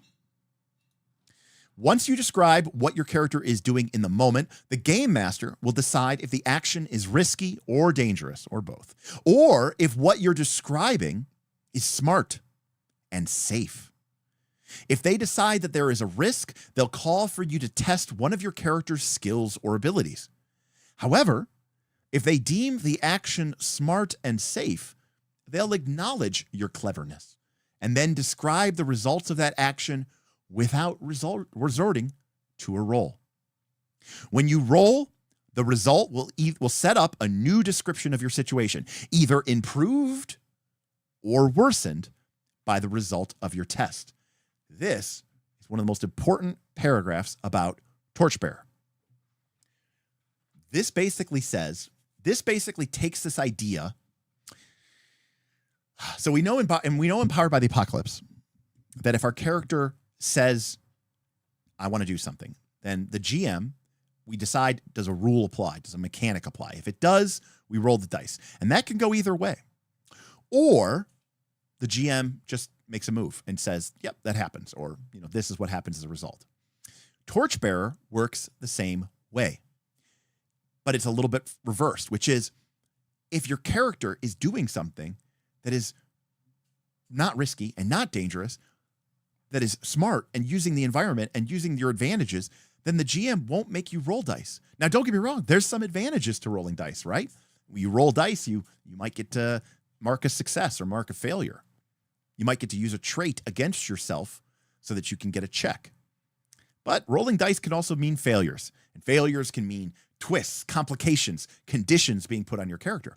So if we can figure out a way to be smart and safe and have good ideas, then we can accomplish our tasks without rolling a check. But remember, the thing that advances the clock, the grind of the dungeon, is making checks. Not time, checks. Which means that if our characters can make good ideas, now, of course, in a perfect world, we'd make nothing but good ideas. That's not always going to be the case, and sometimes shit happens and you got to roll dice. But if our characters are in control, right, if we think about this from like a Blades in the Dark perspective, if our character can figure out a way to make the position of this check controlled, then we don't even roll the dice. The GM just says, yep, that works. You describe this awesome ambush. The goblins are coming. You've set it up as a kill zone. The GM goes, yeah, that's not a check. We're not rolling fighter. Nope, you guys just kill them all. It's a brutal massacre. And everybody goes, awesome, that's sweet, that's great. We succeeded. We didn't risk failure. But more importantly than that, the grind doesn't tick because we didn't make a check. So this game basically says, if you can come up with good ideas and if you can lean into the fiction, you can bypass the price of rolling the dice. And it goes back to like that old school, I don't know if this was in the old school primer by Matt Finch, but there's that OSR saying, right? Which is, if you're rolling dice, you've already lost, right? If it comes down to you having to, take chance into your, hands, you're already losing, right? What you want to do is be in a position of such strength and advantage and superiority that you don't even, the GM says, we don't roll, you just succeed, right? So this is a really important rule, because it means that if your characters play intelligently in the fiction, you have a way to bypass the harshness of the game. All right. How many, what do we have? Like 10 people now? I'm really curious here. We have 37. That's crazy. Welcome, everybody. All right, that's almost 2 hours down. Yeah. How are we feeling? All right. Happy Halloween, everybody. Also speaking of Happy Halloween, I got my Shadow of the Weird Wizard in the mail. Actually, it came last week, like last Friday. It's just been sitting in my mailbox. You know, my mailbox is like not by my house, so I have to like go to it. And I guess I didn't go to the mailbox this week, and I was like, oh, it's been sitting in there for a week. But I am excited to check this out because I always really liked Shadow of the Demon Lord. I just didn't love. I love the mechanics of it. It's so good, and I love Rob Schwalb. He's like one of my favorite game designers. But I didn't really love the Shadow of the Demon Lord. You know, like grim, dark, blah, you know, the world is ending, metal, demon. You know, I didn't like that as much. So I'm hopeful that this Shadow of the Weird Wizard is gonna thing. Am I gonna stream it? You mean me taking a first look? I could. Pretty sure I have a PDF of this, so we could do that, Gabriel, potentially. All right. Kind of like Blades in the Dark, Torchbearer has 3 phases of play, each one, and also kind of like Mouse Guard, from which this is obviously derived. Torchbearer has 3 distinct phases of play. This is actually something that is unbelievably influenced myself and Mr. Aaron Smith. Torchbearer didn't really grab Smith the way that it grabbed me, but this idea of this play pattern is like core and central to so many ideas that Smith and I have had over the years about role-playing games. Torchbearer has 3 distinct phases of play, each one vital to your character's success: adventure, camp, and town. Adventure is where the magic and the action happen, where you overcome obstacles and find that sweet, sweet loot. In the midst of an adventure, you're likely to need short rests. When you decide to take a break to catch your breath, you enter into the camp phase. Once you've patched yourself up a bit and had a bite to eat, you usually go back into the adventuring phase, right? So the idea is it's like you adventure, and then you go camp, right? And you adventure, and you go camp. And then once your adventure is complete, or you're just too beat up, you'll hopefully have some loot to trade and spend. And to do that, you'll return to town. Town is where you level up. It's where you re-equip, and you take longer rests that grant better recovery than camp. But of course, town is expensive, so you don't want to stay too long lest the bill collectors come knocking. And I know, well, whatever. If you're here, this is what you're here for, right? The reason why this is so compelling is because D&D RPGs that are, set up like, adventuring, going exploring, and going into dungeons and stuff have this real big problem, right, of the 5-minute adventuring day. And this game, and also too, if you grew up reading like Conan novels, like I did, Conan the Barbarian, there's this idea that like adventurers they're supposed to like gain money quick and lose it quick, and they're never supposed to be so wealthy. And town is a great place, but it's expensive, especially for an adventurer, right? Because you're not part of the town, right? You're a ne'er-do-well. Like people are gonna, charge you $100 for a drink. And so while going back to town is really compelling, it's also very expensive. And so what that means is if your characters are always going back to town to recover, you're going to go broke and you're going to become destitute. And so what this puts is a pressure on you to try to stay out in the wilds, in the wilderness, in the dungeon for as long as you can before you go back to town. And that creates this awesome resource management game, right? Where your character is trying to get as much accomplished in the adventure as they can, but not get so beat up that they have to go back to town. But then hopefully to go to camp, and that, camp isn't as safe as town and it's not as good as town, but camp will hopefully get you just by enough so that you can keep adventuring. And only after your pockets are loaded with loot and you are sort of,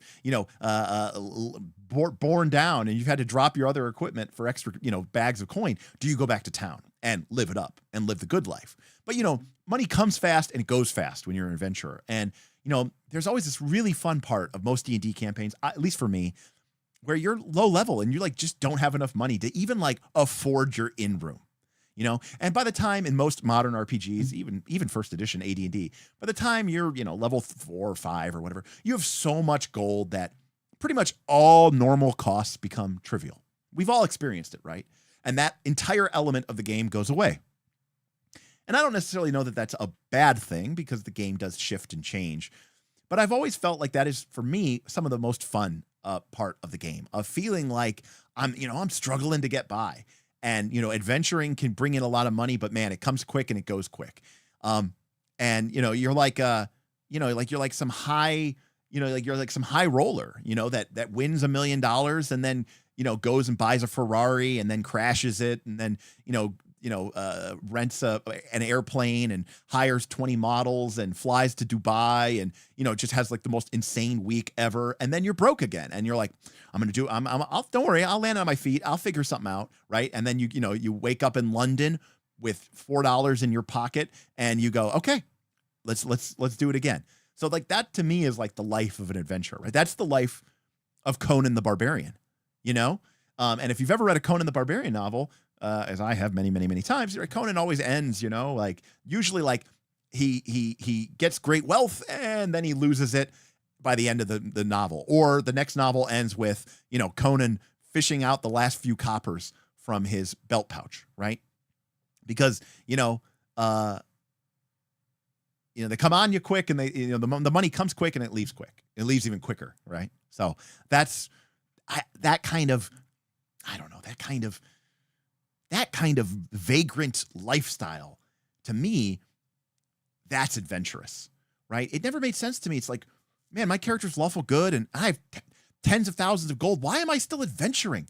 Like, I'm a lawful good character. Shouldn't I be like, I don't know, like building a wall and like equipping a town militia and like organizing like trade unions and like, shouldn't I just like, why am I still risking my life? Like, I have more wealth than the king and I'm not even like, I'm like 7th level.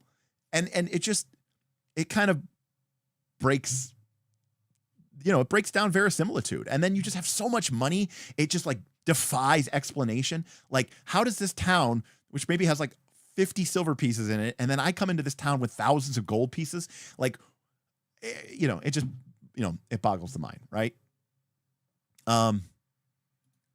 Adventurers must be extremely stressed, so going to town means partaking in all kinds of vices and wasting a lot of money really fast. Exactly, Gabriel. You go to town, you get the best of the best, and you're living it up. And I agree. The cost of living becomes trivial far too soon. And I was saying level 5, but honestly, in a lot of D&D campaigns, it's like by level 2 or 3. Exactly. The first magic item that you find, you can sell for more money than the average peasant will earn in their entire lifetime. It doesn't make any sense, All right. Very first sessions. Again, the first part of this game of this book is really just like, here's how the game works. In the first session, you'll create characters and play for a bit. During a session, the players use their characters to tackle an adventure presented by the game master. A typical session of play consists of the prologue, one or more adventure phases, and a camp phase or a town phase. A strong arc of play lasts for 10 to 12 sessions of 2 to 4 hours each. Enough time to level a few times and see your character grow and change. That's our recommendation, but you can play fewer or more sessions if you want. A single short adventure, for example, lasts 1 or 2 sessions. A more typical outing requires 3 or 4 sessions. In 10 to 12 sessions, you'll have a few adventures under your belt, and only then will you start to see how the whole game clicks together. So this game is basically saying that, like, obviously, you can go to level 10. So after 10 or 12 sessions, you might be, like level 3.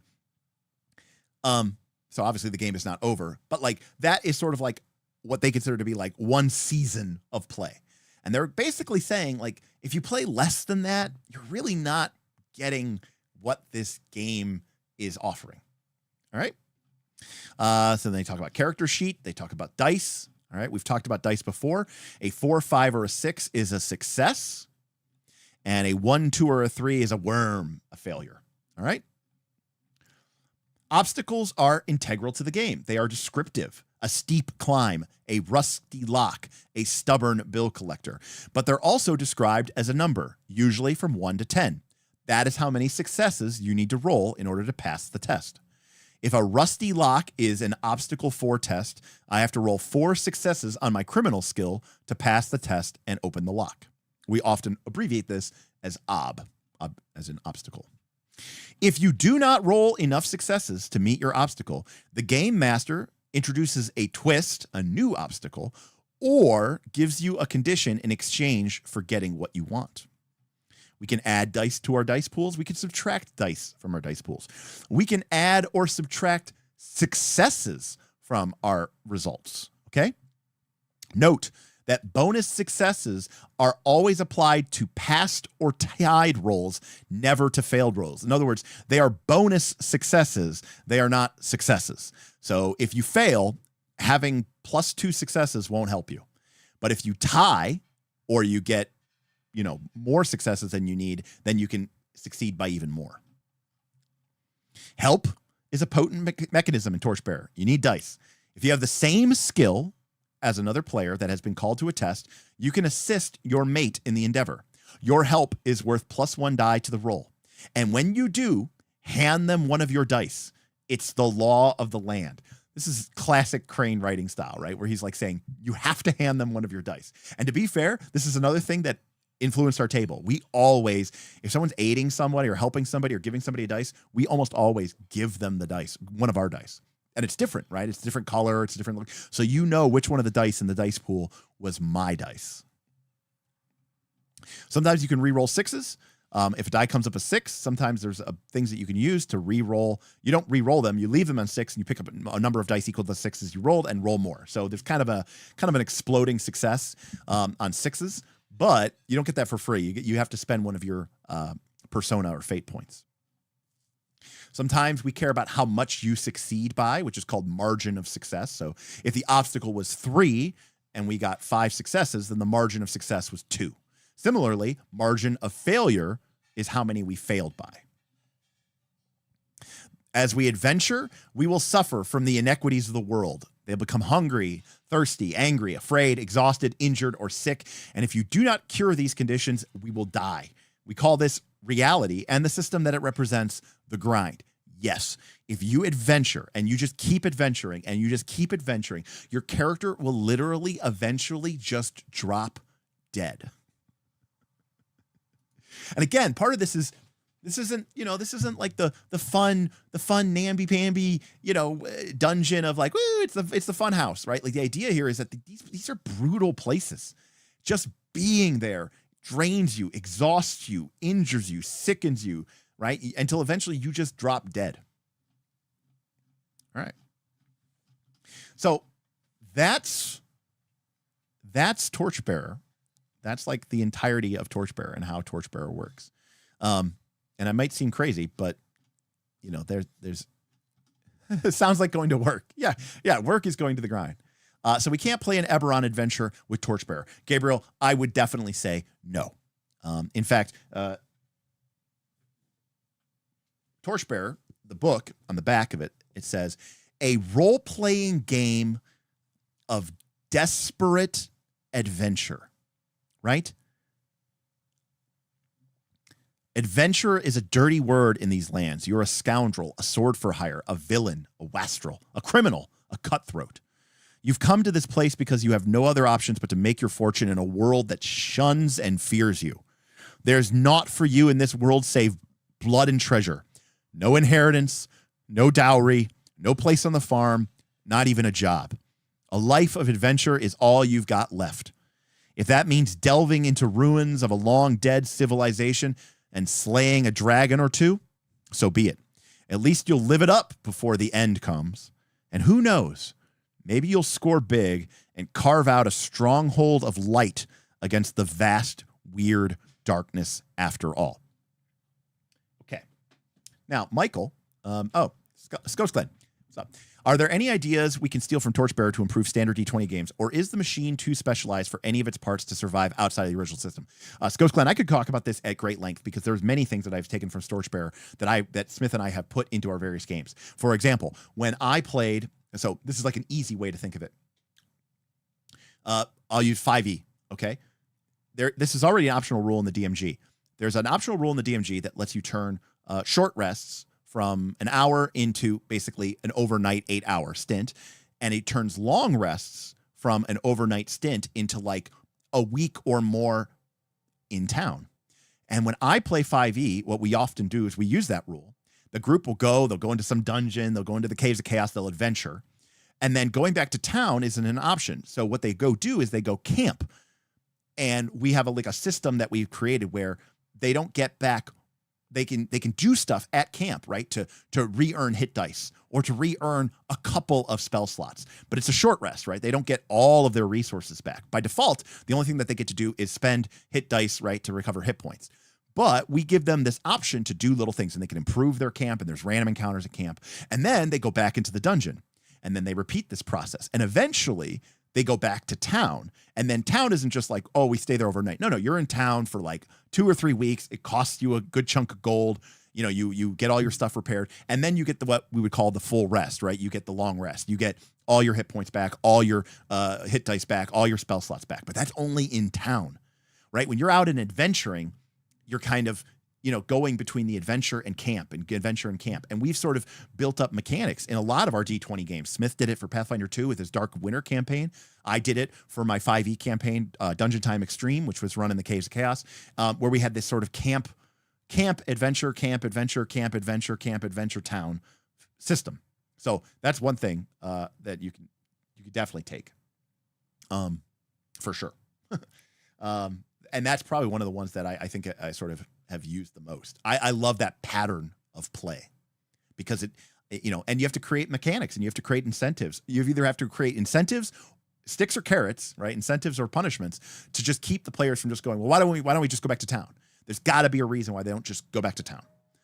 And then sometimes that involves creating incentives to stay out there or punishing them if they do, maybe, or doing both and saying, well, going back to town is really expensive. And the longer you stay out and adventuring, the more experience points that you get. And you get a bonus experience points, right? For each additional day that you don't return to town, right? Because you're pushing yourself and it's harder and it's more dramatic, right?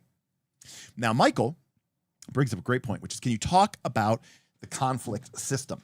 Yeah, Mike, let's talk about this because I want to talk about the other. So there are 3 big thorns that stick into people's side with Torchbearer. The first, which is not really, that fair, because, a lot of other games do this, is, that's not it. The first is this idea of,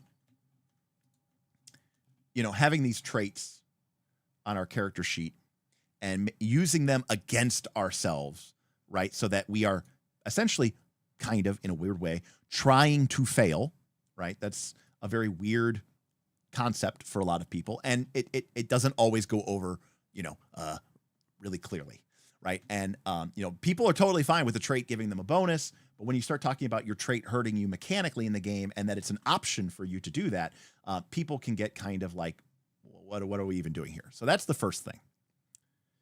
The second thing, which really gets people's goat, okay? And by the way, I mean, we might hang out here, but so the next section is making a character, making an adventurer. So we could do that. We can make a character together if you guys want. Just let me know. But I'm happy to talk about the game and we can talk about the conflict system. But I want to be very honest with you. Okay. So now, some people have a real problem with that. And also, by the way, I should point out, not just do they have a problem with it, diegetically, they have a problem with it being a meta currency. In order to take actions in the camp phase in Torchbearer, you have to earn checks. If you don't earn checks during the adventuring phase, then you cannot take actions at camp. That doesn't make any sense. What do you mean? I go back to camp and I do nothing? Yep. You do nothing. You have to play the game. Okay? You can't just bullshit your way through it, or fluffy bullshit time your way through it. In order to make checks at camp, you have to earn checks during the adventuring phase. And then you can spend those checks in the in the camp phase in order to cure a condition, heal an ally, repair a damaged item, work on one of your skills, try to find more water or find more food or something. It's not just, it is not simulationist. It is emulationist. It is emulationist. This game beats you over the head with a baseball bat and says, you will roleplay your character, goddammit. And if you don't, this game is going to eat you up and chew you out and spit you out. Okay, so that's the first thing that can really rub people wrong. The second thing that can really rub people wrong is this is a very much a party game. It is not a game of individuals. And there is a class we've actually read this description before on this channel. But if we go to the first edition Dungeon Master's Guide, the AD&D, right, Dungeon Master's Guide, there is an example of play where these party of adventurers is exploring a dungeon, right? It's the classic description. Many of you, right, where the gnome gets eaten by the ghouls. And we've talked about it here before. But if you read that description, there are three characters. Well, there are three people in the description. There's the DM, right, who's describing things. And then there's the players, but there's two types of players. There's the lead character, which is abbreviated LC, and then there's other characters, OC. And the idea is that in that era, there was a player who was sort of the leader. They were responsible for the party. Maybe not in a formal sense, like in the, but that, maybe not their character. Their character may just be like a shy nobody. But that player was sort of taking responsibility for the session. And when you read this, it could be very weird. See, we're talking, and now I just want to bring it up because, you know, that's the way we do things around here. Look at that. We actually literally had it up because this is where we were last time. We were talking about the things. So the lead character. So this is, by the way, what happens, by the way, after a ghoul. The gnome climbs up to disarm a spike. The gnome climbs up to open up a secret door, and then he gets ambushed by ghouls and gets ripped apart and torn in. So that's the DM describing the gnome getting torn apart and ripped apart and pulled in. He says, you see a sickly, this is the DM, you see a sickly gray arm strike the gnome as he's working on the spike. The gnome utters a muffled cry, and then a shadowy form drags him out of sight. What are you others going to do? And then the lead character says, ready weapons and missiles, the magic user her magic missile spell, and watch the opening. The lead character is taking the lead. They're kind of speaking on behalf of the other people in the party. Now, don't get me wrong. Sometimes the other characters will do stuff, but you can see here that, you know, the lead character is kind of running the show, right? They're even like, you know, kind of implying that they're kind of taking people's actions. Now, that's, you know, you're still free to do whatever you want. It's still D&D. But this idea translates into Torchbearer. And the reason why I bring all that up is because in Torchbearer, when you're in the dungeon, okay, each check, time doesn't make the grind pass. Checks make the grind pass. So if the group goes into a room and the wizard says, I'm going to go look at those runes, and the rogue says, I'm going to scour that stone door for traps, and the halfling says, I'm going to start going through my pack and cooking up a little meal or a little treat for us, and the fighter says, I'm going to try to sit down and work on this nasty wound that I have on my arm. I'm injured. You're like, oh, so everybody goes and does that at the same time. Nope. You can do that. What I just described, you could totally do that. You could absolutely do that. But what would happen is the grind, it would tick once for the wizard scholar check. It would tick once for the thief's scout check. It would tick once for the halfling's cook check. And it would tick once for the fighter's healer check. And 4 ticks is a grind. And I would say, okay, you guys all do that stuff, blah, blah, blah, blah. 1, 2, 3, 4, and everybody becomes hungry and thirsty. You've been in here for a while. It's taken you a lot longer than you expected, and you're all hungry and thirsty. And you're like, but wait, why?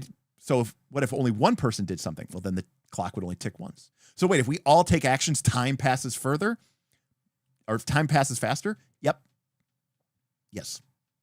Because it's not about you taking your action. It's about the group as a whole strategizing as players, okay? As Derek and Aaron and Bob, it's strategizing players. Okay, what do we want to do? What's the best way to use our resource of time? What's the best way to use our characters? Who needs checks? Who needs passes? Who needs failures, right? You're playing this game in a kind of board gamey way. And it's not as simple as just saying everybody gets to make a check per grind unit. Doesn't work that way. In fact, you could be in the dungeon for technically for hours and hours and hours. And if you haven't made 4 checks, the grind doesn't proceed forward and you don't become hungry and thirsty. On the other hand, if the group makes 4 checks in, say, 15 minutes, well, that's 4 checks. That's 1 tick of the grind. 15 minutes, you're hungry and thirsty. And everybody goes, okay, well, we eat food and water to get rid of hungry and thirsty. I go, okay. And then 20 minutes later, 30 minutes later, you've made 4 checks. And I go, you're hungry and thirsty again.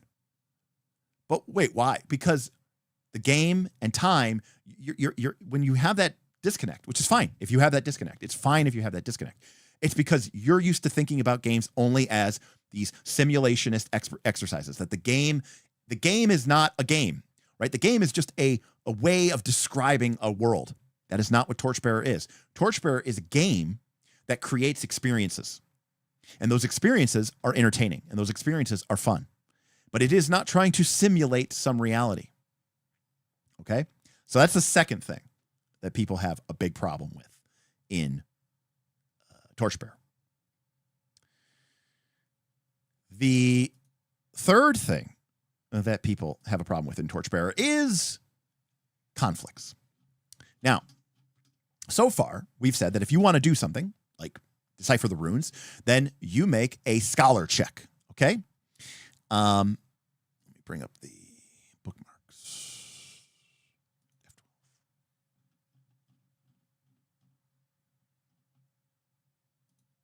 All right. Do we have better rules for conflict procedures than this?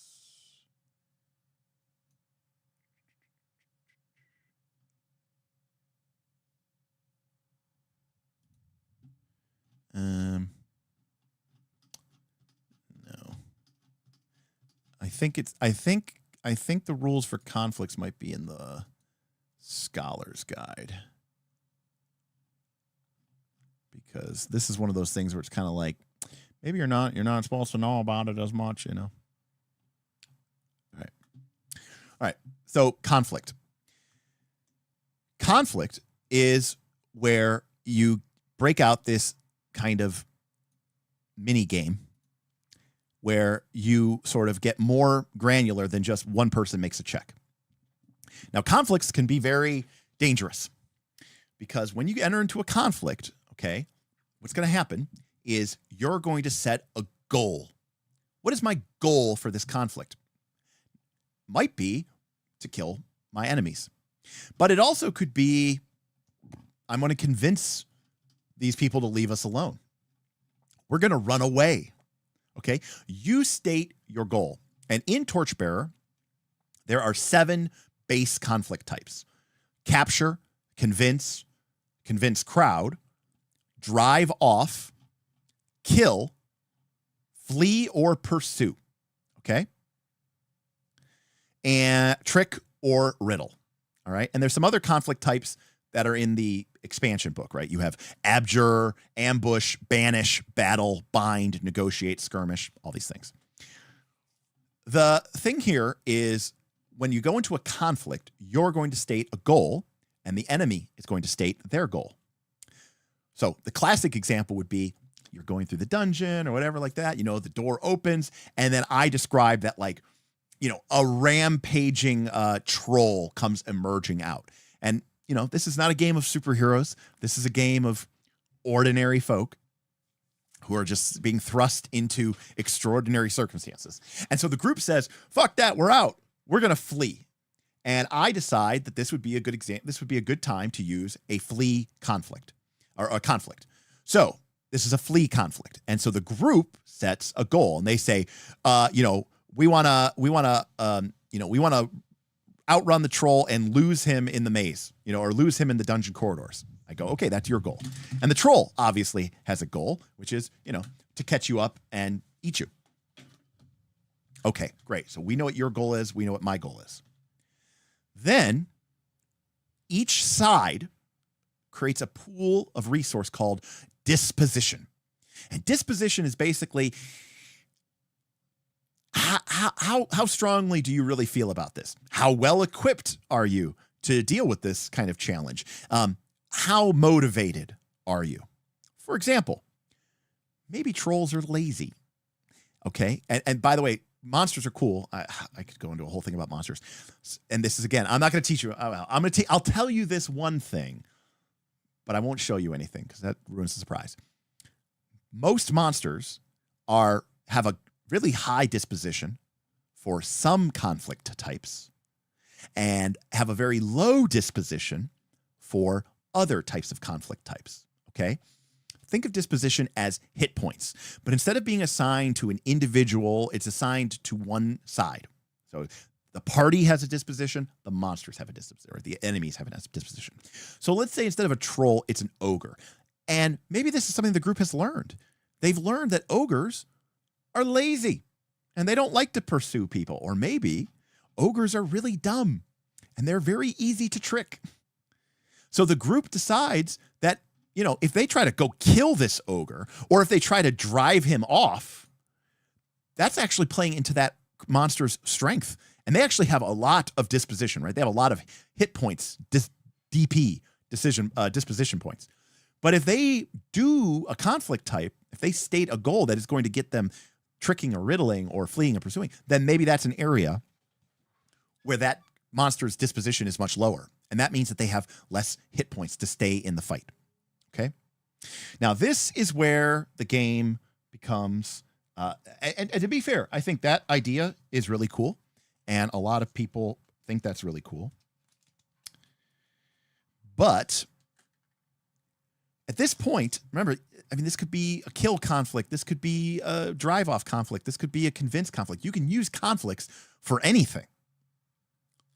So what does a conflict look like at the end? Well, at the end of a conflict, one side's disposition has been reduced to 0, or they gave up. Okay, so one side loses. Right.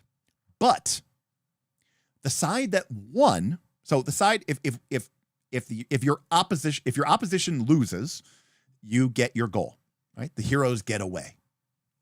Right? So, let's say let's say we decide to flee from the troll. So, if we succeed, if we get the troll's disposition down to 0, then we will have succeeded in flee. However, we also have to consider how much of our disposition we lost. And the more disposition we lose, we owe the GM a concession.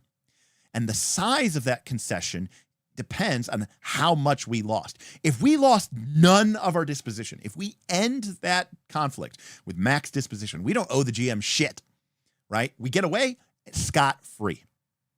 But let's say that doesn't happen. Let's say during the course of this conflict, which again is a very abstract notion, right? Because again, there's no battle mat, there's no mini mat, right? And the same rules that are used for fleeing or pursuing are used for tricking or riddling or killing. So it's very abstract. But at the end of that conflict, when the troll is down to 0 disposition and we've gotten away, maybe we lost half of our disposition. We started with 8 and we finished with 4. Well, now we're going to owe the GM a concession. If we only lost 1 or 2 points, it might be a very minor condition. If we lost 7 points and we only had a single point left, we would owe the GM a major, right? We almost lost. And there's kind of a It's kind of a negotiation that goes back and forth between the two sides. Like, this is what I'm offering. What do you take?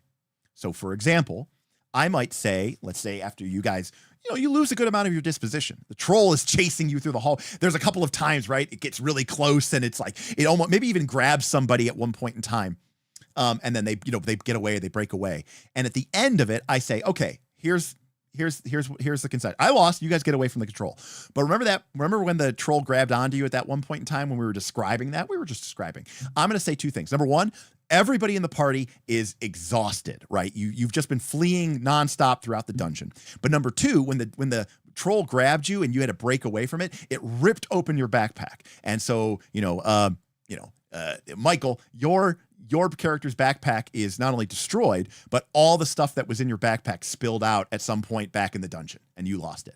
And the group can basically, and there's good faith. They lost. They do owe a concession. So there could be kind of like, you're supposed to do a little bit of a back and forth. And obviously the game master ultimately has the ultimate say, but it is supposed to be sort of like a negotiation to say, yep, we got away, but we owe some concessions. On the other hand, if the group barely got away, like they had one disposition left, the GM might come in and say, all right, you get away, but I'm going to say everybody has to mark hungry and thirsty and afraid and exhausted, okay?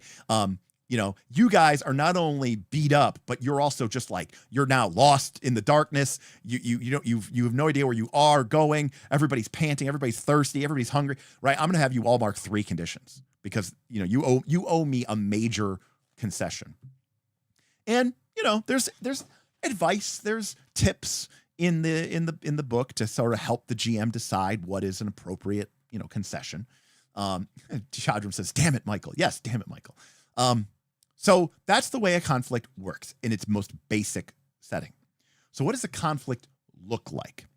Well, the way a conflict works is, let's see, do we have like examples of the cards? Maybe. All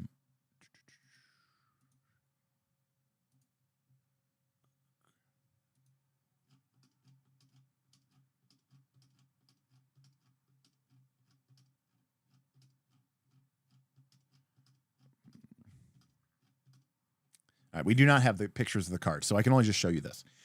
The way that, again, it's totally abstract. So the way that a conflict works is usually you pick one character to be the conflict captain. And maybe, that's the character that is sort of, it makes more sense in the fiction for them to be leading this conflict, right? Like, if the troll, for example, in Lord of the Rings, Fellowship of the Ring, okay? They're out in the middle of Khazad-dûm. The orcs are all surrounding them, right? And then Gandalf goes, then they hear, you see the Balrog, right? And the orcs get scared and they flitter away. And then Gandalf turns and he goes, and then Boromir says, "What is this new devilry?" And Gandalf says, "It is a demon of the ancient world, a Balrog. This foe is beyond any of you. Run!" Right? And then the GM, dun, dun, dun, dun, dun, dun, that great music track starts. And then they're racing through Khazad-dûm. Guess what? That is the flee. That is a flee conflict, right? They are fleeing from the Balrog. Who's the conflict captain there?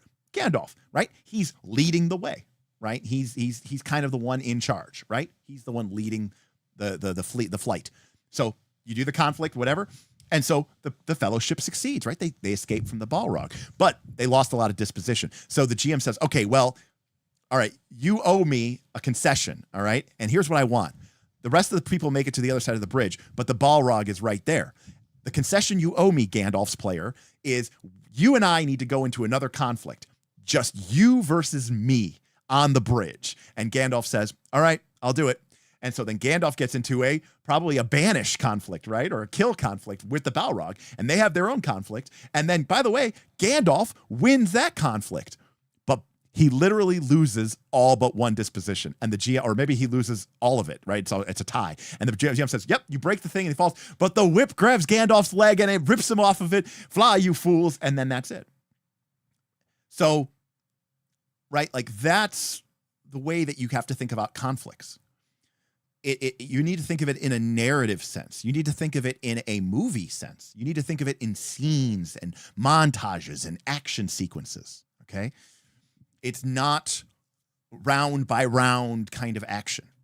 All right. So, you know, in Torchbearer terms, right, Moria was, you know, a couple of, Moria was, you know, maybe some dungeoneer checks and some scout checks as they were trying to make their way through it, and they got lost, and then they had to find their way in. And then they find the tomb, right? They find the tomb of Balin, and then they get attacked by orcs and goblins. Now, is this a kill conflict? No. Here's the thing that this game is really good about, by the way. This is what I remember. I said you can only die really if you want to die. You can't kill players really unless they choose the kill conflict, right? So kill conflict is when you're like, I have a personal stake. I want to see you dead. All right. Most of the conflicts that you see in, say, Fellowship of the Ring are actually drive off conflicts, right? Sure, some of them might die, but you're not really trying to kill me. You're not really like the group doesn't really care if these orcs and goblins are killed. They just want them to be driven off so that they can get out, right? So the battle of Balin's tomb was not a kill conflict. It was a drive off conflict. And yes, narratively, we know that some orcs and goblins died, but the goal of the Fellowship was they're not like, I must kill this orc. I've sworn a blood vengeance, to kill him. No, like, when Inigo Montoya met with the six-fingered man, that was not a drive-off conflict. That was a kill conflict. I am here to kill you. It's not enough for me just to win the battle. I need you to be dead. You fleeing, you being driven off, your morale breaking and fleeing is not good enough for me. I want to kill you. But if you're willing to kill, then you have to be willing to be killed in return. So anyways, Mines of Moria was a couple of skill checks, a couple of scout checks, survivor checks, whatever, dungeoneer checks. Then it was a drive-off conflict, okay? Then it was them. Then it was a flee pursue conflict. And then lastly, it was a banish or abjure, or maybe it was a kill conflict between the Balrog and the Gandalf. The GM said, look, you owe me a kill conflict. You versus the Balrog. 2 Maya enter, only 1 Maya leaves. And that's it. That's the whole Lord of the Rings, done as a series of checks and a couple conflicts. So a conflict is, again, this kind of big idea. Now, to that end, in a conflict, the way it works is you go in a couple of rounds. And in a round, your team, not you as a player, there's no initiative. Again, just like with the dungeon thing, this is a group decision. Okay? So, in a group decision, there are, I mentioned before, it's kind of a paper, rock, and scissors type thing. There are 4 things that you can do in a conflict. You can attack, you can defend, you can feint, and you can maneuver. Now, those actions, attack, that is something that you can do in a kill conflict, but it's also something you can do in a flee conflict, and it's something that you can do in a trick conflict. So what the fuck does attack mean? Attack simply means you are going after the opponent head on, right? Or you're going after your goal head on. So attacking in a kill conflict is obviously represents your character drawing steel and hacking their way through and pushing on and forcing the person back on the attack or the defense. In a flee conflict, attack represents your character going all out, pedal to the metal, quiet and silence and stealth be damned. You're just running all out, right? You're trying to, just put as much distance between you and the enemy as possible. So there's a little bit of, now granted, the game does not, this is Torchbearer, they still want you to describe to live. You're playing this kind of paper, rock, and scissors game, but not because the game is good. I mean, it's okay, but it's not really that good. It's fucking paper, rock, and scissors. It's a really lame game. But what the game is good at is putting you in a situation where now you have to create a story, and you have to describe things, and consequences might happen. And because of those consequences, the story goes in a really new, interesting direction. So while the game itself, I'll be fully admit, look, there are times in my life where I will happily just sit down and play D&D combat, right? Pathfinder 2 combat. D&D 4e combat is like kind of a fun game just to play itself. Tim and I used to go to Gen Con, and we would play in D&D minis tournament, which was just the rules from D20 OGL 3rd edition D&D made into a miniatures game, right? There was no role playing at all. It was literally just the combat. Your opponent brought a warband, you brought a warband, and you fought it out, and there was victory conditions. And that was fun, right? Combat can be fun. This is not a game that you would just play to have fun. It's not. This is one of the big things that was a huge hurdle for my group, that they didn't like, because they wanted combat to be, a fun game of miniatures and moving around the battle mat. That is not what this is. Okay. What happens is, as a group, well, first the GM secretly, they choose 3 actions for the round for their side to take. It could be attack, attack, attack. It could be attack, defend, feint. It could be feint, feint, feint. It could be maneuver, attack, defend. Now, some of this depends on what the monsters or what the nature of the conflict, there's sort of a role-playing element to it, right?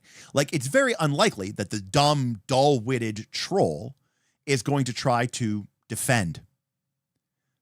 And this is where, kind of role-playing the creature becomes part of this game.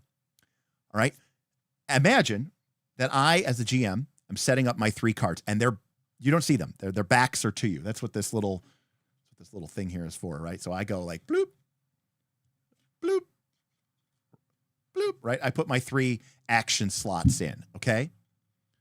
Now, the group starts talking, not in character, as players. They say, man, this is a big, dumb ogre. And Derek really is describing this thing coming right after us with no subtlety. I'm really willing to bet that those 3 cards are just attack, attack, attack. It doesn't seem like this guy is going to be trying to feint and try to maybe, take a secret passage, and he's not particularly fast, and he's not going to try to outmaneuver us by taking a side passage and cut us off. And he's definitely not trying to defend. He's not really trying to protect himself. So yeah, I think he's just going to attack, attack, attack. That skill, that's the game. That is the game, because it's paper, rock, and scissors. And the way it works in this game is that some of the actions are good against other actions, and then they're bad against some of the other actions. So what do I mean? So for example, and by the way, it says attack. In a flee conflict, it's sprinting straight for the exit. All right. So if somebody attacks, okay, and you defend, defending can be used against an attack, and it actually operates against it and can cancel out the attack. So defend is good at canceling out attack. But if you choose to defend and your opponent feints, it's a deceptive attack, okay? Then if they play defend, the defender forfeits their action and they don't get to test. So in other words, feint beats defend. Defend beats attack. And attack beats feint. So if you're coming in to try to be all sly and clever with a feint, and your opponent's just coming straight for you and attacking you, you're going to get clobbered. Okay. So if feint is played against a defender, the defender forfeits their action. If it's played against attack, it's the feinter who has been drawn out of position. In this case, do not test for the feint. The attack action is rolled as an independent test. So what this means is, if we are confident from the GM's description and what we know of ogres or trolls or whatever, I can't remember what we're fighting. If we know that this thing is just going to be brutal and directive, it's not going to try a deceptive, risky attack, it's not going to try to outmaneuver us, okay, by gaining an advantage, it is just going to try to come directly at us. It's just going to charge forward, barreling and crushing forward. Then we go, all right, well, we better not feint, because if we feint, we just lose to an attack. If they're planning on attacking, we should probably defend, right? right? In a flee conflict, this could represent carefully picking a path or covering your tracks. Or maybe we say, okay, well, we need to get some progress. So what we should do is we should defend, and then attack. And as a group, we decide which player character is going to do each of those actions. And yes, there's only 3. That means if there's 5 people in the party, 2 people don't get to take an action. Now, of course, they're still there in the narrative, and you're still describing it fictionally, and you might help, and you might do other things, and you might contribute a die to somebody. But in terms of making the roll, you're not doing it as an individual player. You're doing it as a group. Now, ultimately, one person has to decide to do it. And by the way, this is where the conflict captain decides. They basically say, okay, well, what we're going to do is we're going to defend, attack. And the first 2 defends, or actually, you know what? We're going to attack, defend, because defend can raise our disposition. I'm getting very strategic about this game. Okay, Thief, you're going to start with the attack because you have that really, really, really high, scout skill or whatever. You're going to be able to quickly get us through this path, and you'll be able to get a lot of damage done to the ogre. But then the ogre's going to clobber us because when it attacks and we attack, we kind of just go past each other and do damage to each other. But then we're going to use defend, and we're going to use different characters who are going to be better at that to block the ogre's attack and almost heal our disposition that we lost. And if we do it right, at the end of this 3-segment round, the ogre will be down a good couple of points of disposition, and we will be down almost none or maybe 0 because you can actually regain disposition. Okay. Now, right, what I just described, like a paper, rock, and scissors strategy game. Does that sound fun? Probably not. But the point is, if you're just playing this game, you're doing it wrong. If you're just playing this mini game, this conflict sub game, you're doing it wrong. We're doing this stupid, dumb game, which is very easy and quick, because it's going to create storytelling moments. And it's going to allow us as a group to sort of describe the fiction of that round after the actions have taken place. Okay. So we're describing it, and then somebody rolls something, and then they fail, and that creates something else. And then, somebody else goes, oh yeah, totally. Like, we go back into that part, and then there's that room with the pit, and like we're all leaping across it, but then I like barely make it, and I'm like hanging on by the bare of my threads, and we can see the ogre rushing up, and he's just gonna be able to clear it. And so then you have to stop, and you skid, and you come back, and you grab my arms, and you're like, come on, you're not dying here today, and you pull me back up. Now that might represent what happened in that situation is maybe we rolled bad, the ogre rolled good on attack, and our disposition got lowered, right? So mechanically, we lost a few disposition hit points. But our job as players and as the GM is to like turn that into a story. What does that look like? If it's a chase scene, what does that look like? The ogre is barreling through us through the dungeon. We defend. What does that look like? We slam a door in its face, and I throw the lock, and we keep barreling. And then I describe how the ogre, bashes once, bashes twice, bashes 3 times, and gets through. But it gave you guys enough time to increase the distance. All of this is represented by these abstract concepts of disposition going up and down. And eventually, somebody runs out of disposition. And then the conflict is over. The other side has won, but they owe a concession to the loser based off of how much disposition they lost. So that is a conflict. Now, so that's the third thing that can really turn people off from Torchbearer. Now, a couple of things, though, which is really nice. A conflict takes, even though you're making a ton of checks, a conflict takes 1 tick of the grind. So making a single check, tick of the grind. Doing an entire conflict, tick of the grind. Why does that matter? Well, because sometimes you want to roll dice. You want to roll dice because you want opportunities. This is getting again into the strategy of the role-playing game. You want to roll dice because you want opportunities to use your traits against yourself to generate checks. You might want to roll a bunch of skills so that you get passes and failures. If you're rolling all these skills during the normal adventuring game, each time you make a check, it's 1 more tick, 1 more tick, 1 more tick. Oh, everybody's hungry and thirsty. Okay, 1 more tick, 1 more tick, 1 more tick. Oh, people are becoming exhausted. 1 more tick, 1 more tick, 1 more tick. Oh, everybody's angry, right? By rolling all these checks, you're going to quickly have the whole party be, near death. But in a conflict, you can roll a bunch of checks. You can call upon you can use your traits against yourself a bunch, and it's all just one tick of the clock. So conflicts can be a really great way to get a lot of dice rolled if that's what you need. Now, sometimes you don't have a choice. Additionally, when you're in camp, okay, now remember, in order to do things in camp, you need to have earned checks, all right? So, like maybe my character has that heat of battle that we were talking about before, right? There we go. Sorry, heat of battle. There we go. They have this heat of battle trait, right? Well, maybe maybe while fleeing from the ogre, I talk about how I stop for a minute and I'm like, no, I will stay and fight. And everybody's like, come on, you asshole, keep running. And you're like, no, I will face the peril. And it's like, no, it's too much peril. And I like using my heat of battle against myself. And I generate a couple checks.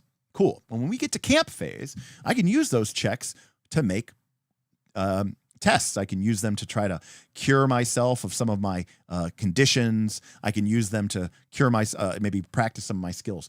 But another thing I can use a check for in camp is I can start a conflict with another player. And so this is another one that can, really cause people to have issues. You can start a conflict against a fellow PC. Now, to be completely fair, it could be any conflict. It could be kill. But let me see if we got here. We got camp. Okay, we go. All right. So camp checks may be spent in camp phase to make tests to recover, re-equip, and rest. You may also spend a check to initiate a conflict with a fellow adventurer. So why would I want to initiate a conflict with a fellow adventurer? Well, by the way, this is the quote that we were talking about earlier when Beowulf was saying about like this. When someone was saying the problem I have with traits. Let me see if I can find it all the way back at the beginning. Luckily, there have been very little chat to this thing because not a lot of people have been saying things, so it's a pretty small chat here. Let's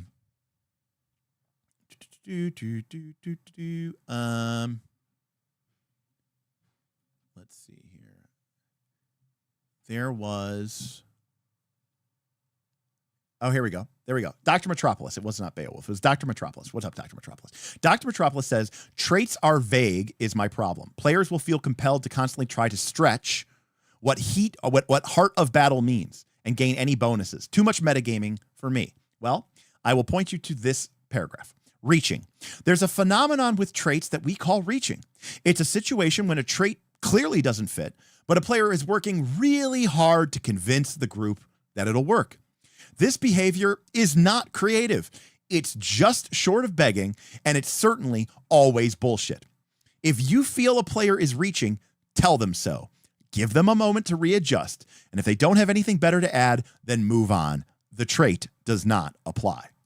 So, the game is basically saying like, yep, we understand some people are going to be chodes, and, let's not do it that way. All right. So sometimes you end up in a player versus player situation. So why would we want to initiate a conflict against another player?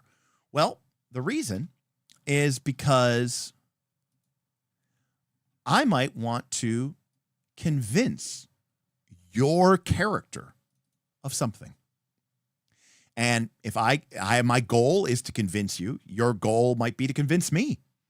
And then we have it out. We have a debate. Now, if you're familiar with Burning Wheel, you know that this is very much like part of the duel of wits. And this is, again, where the game is this stupid little dumb card game where we're playing these stupid little cards. But the reason why we're playing these stupid, silly little games is because we want it to force us to change the way that our game is operating, right? So you might, you get to camp. Well, what do you want to do? I really want to convince, I'm actually going to target, 2 players so they can work together. I really want to convince them that the town is worth saving. And that when we get back to town, we should really think about, we were discussing that the town is fucked. We're going to get back to town, spend the money that we have, get out before the attacking army arrives. Right? That's kind of what everybody's feeling. But maybe my character has had a change of heart. Maybe part of my character's growth, maybe my nature. I'm a human, and right, my nature has risen. And now I feel a certain kinship for these people. I don't feel like the weirdo, cutthroat, scoundrel adventurer that they are. And I say, I want to convince them that we should stay and fight. And we should try to defend this town. And the other player, they go, okay, well, what's your goal? And they say, our goal is going to be to convince them that this is a fool's errand and they should give up. All right. And that us dying here is not going to save anybody. And it's like, okay, cool. And then everybody agrees to the terms of this conflict. And then we play our stupid little card game. And then we get to find out what happens. It's like rolling on an oracle table, right, to randomly generate an event. But instead of it being literally just a random roll, you have this kind of paper, rock, and scissors game that goes pretty quick. Now, of course, remember, we still have to describe to live. You still have to, make an effort to describe. You can't just go, all right, convince. Oh, I attack, convince, attack, convince, attack, convince. No, you still have to describe what's going on in the game, or in the fiction. But what ends up happening is that we kind of play this mini game of paper, rock, and scissors with cards. And then we all agree to abide by the outcome of that. And then we make a story. We tell the fiction. We transverse the fiction so that it fits what happened. All right. Now, does that sound horrible or does that sound awful? Well, for me, I think it sounds really, really cool. And again, I've always had just a deep fascination with this game. But honestly, what really has driven me to be so interested in this game has actually been the game of Oath. Okay? Because Oath is a board game that is ostensibly an area control, battle game, right? Where you're just, fighting for control of a map, of a very abstract, concept. But this is a game that has this weird tendency to create experiences and create stories. And a lot of times people end up playing Oath and they're not really playing to win. They're like, you know what? I kind of just want to do this thing. And I want to support that player. And I'd love to see them win because I think they have a great vision for what this land could be. And you're like, wait, but this is a board game. And it's like, yes, it is, but it's also not. It's a kind of gritty, complicated game or complex game. But what it ends up creating is these story experiences, right? These story moments. So, yeah. It's almost 10 o'clock. I know there's about 40 people here. Does anybody have any questions? Let me go back through chat and see if I missed anything here. Elder says, doing the Lord's work. I hope more people look at Burning Wheel Torchbearer. Let me just shoot over to here real quick while we're talking. And if I ever have a Torchbearer game, let me know. I'll be there. That's awesome.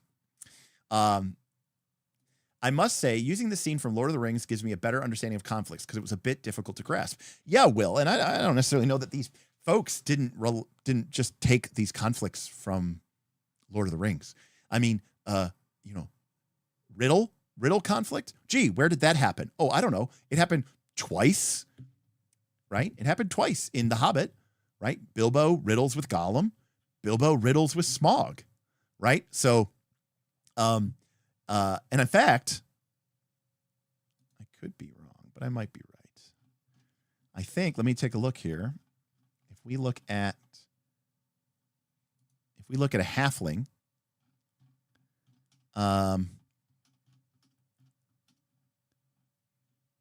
okay, yeah, here we go. Let me go back to the PDF really quick. Remember how we have those nature descriptors? So, if you're a human, okay, then your nature is, or sorry, if you're a dwarf, your nature, these are like the things that this is what dwarves do. They delve, they craft, and they avenge grudges. If you're an elf, your nature is singing, remembering, and hiding. If you're a halfling, your nature is sneaking, riddling, and merrymaking. And if you're a human, your natures are boasting, demanding, and running. So, Bilbo was literally just, using his riddling nature to riddle with Gollum, to riddle with Smaug. So a lot of the conflicts that we see in Lord of the Rings can really be represented by these conflict systems. And I mentioned how in the Lore Master's Manual, which is the sort of expansion, they have some other conflicts. Like they have the battle conflict, right? A battle is an engagement of hundreds or thousands of combatants on an open field and requires at least a day of time. You require an army to engage, and armies require battles, I suppose. Except you're still using attack, defend, feint, and maneuver. We're still playing the dumb, stupid, card game, the stupid paper, rock, and scissors game. But now it's representing Helm's Deep, right? Now it's representing the Battle of the Pelennor Fields, right? So there's this, there's this interesting kind of conflict, right? And that's what's great. By the way, going back to the Dungeoneers book and to the core conflicts, remember one of the conflicts was to capture, okay? When the Uruk-hai at the end of Fellowship of the Ring, right? Sauron's Uruk-hai, they show up on the scene. What is their goal?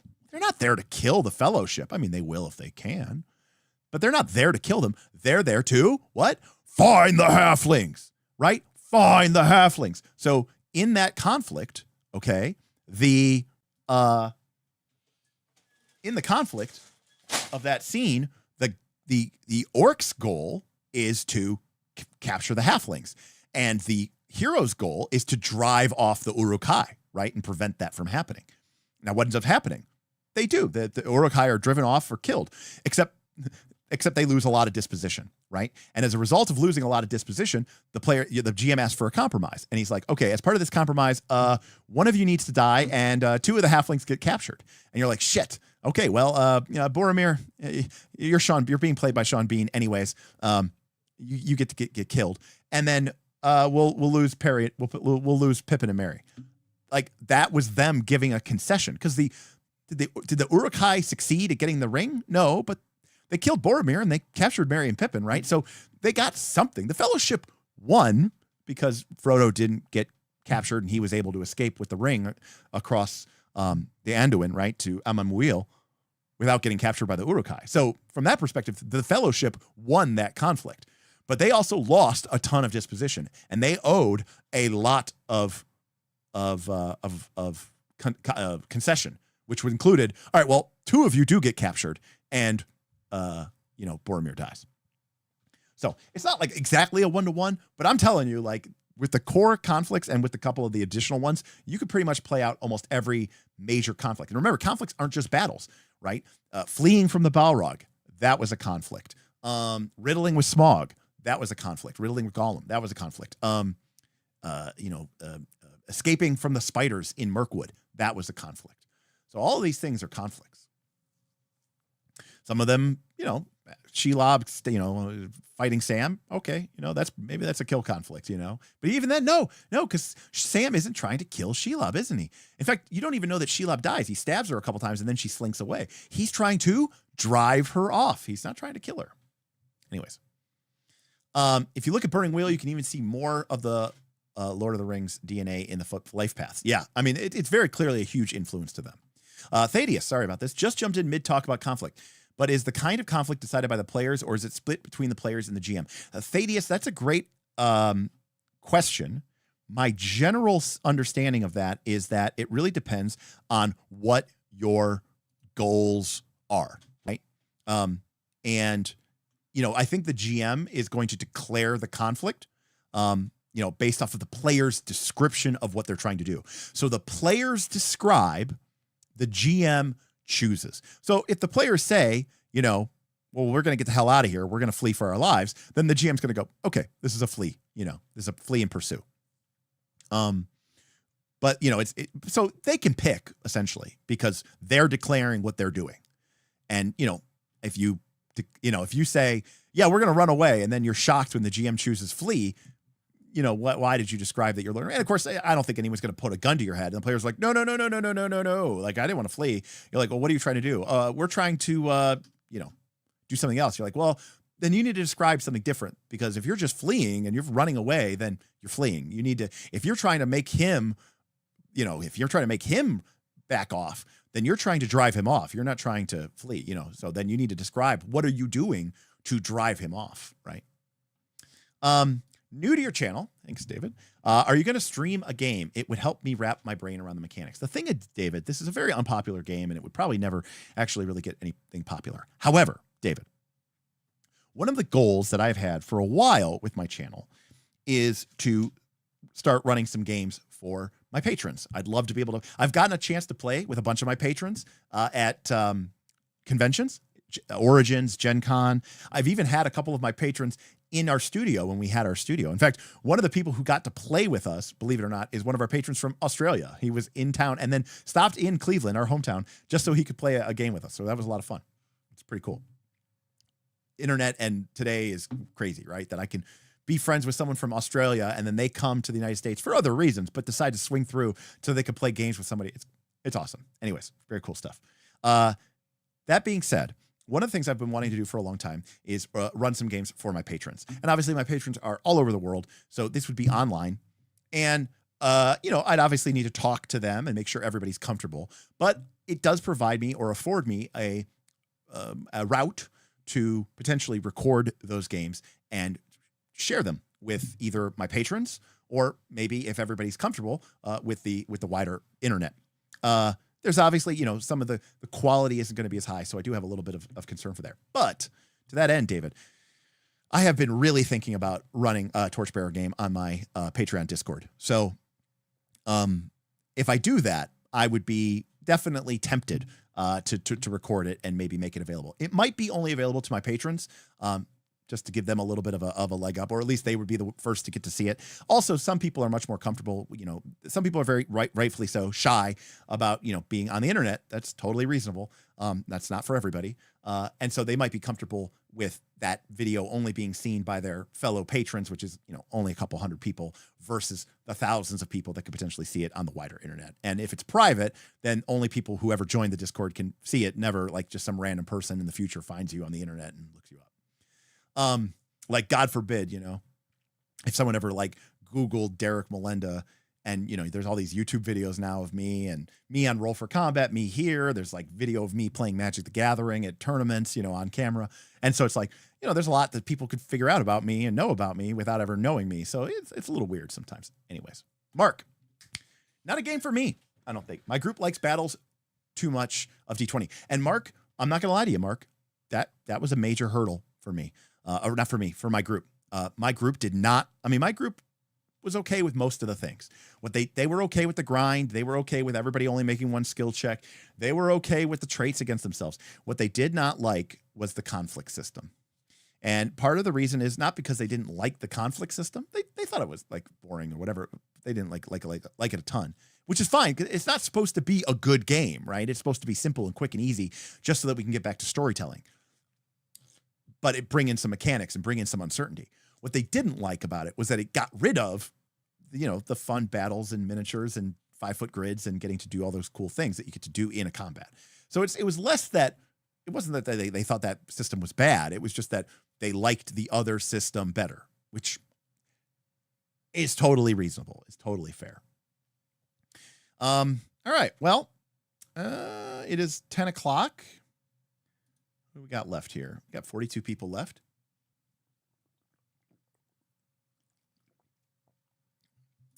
There are some interesting elements. Conflicts especially interest me, being defined types. Yeah. Might be something to use in my other games. Also, too, Thaddeus, it's kind of a cool way because if something is suggesting isn't a conflict. Now, by the way, you don't have to run it as a conflict. Sometimes it is totally fine. There's a whole section here about like, is what we're doing really a conflict? Or should this just be a check, and that's totally fine. Like, there's kind of like this, sometimes it's one and done and you're on your way. Conflict is only when you really want to zoom in. And again, think of this as like a montage sequence of an extended montage sequence in a movie. Like when they're fleeing from the Balrog, right? They're running through the corridors. They're going left. They're going right. The things are running away. Then they get to the place where the stairs are collapsing as the rocks are falling. And then Aragorn and the hobbits have to like leap to the other one. And then orcs start attacking them and they have to shoot back while they're getting all the way to the Bridge of Khazad-dûm.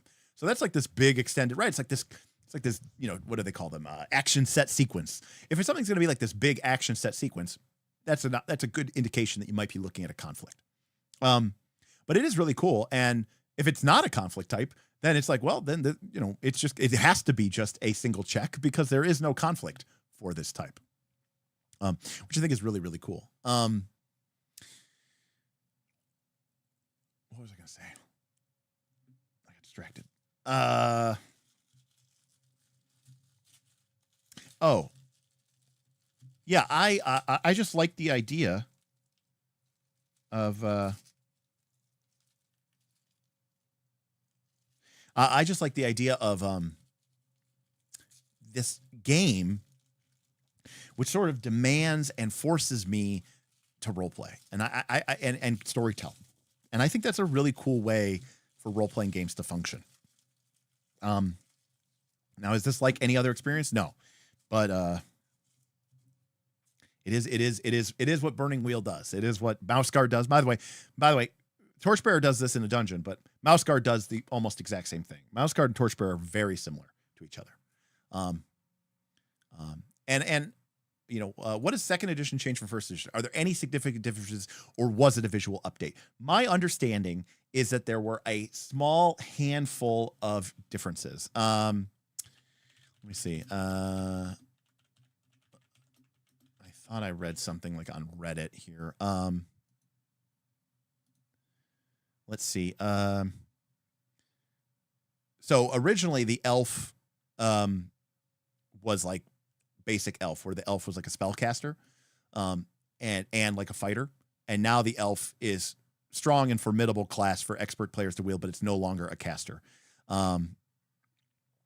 There's no more alignment. You get creed.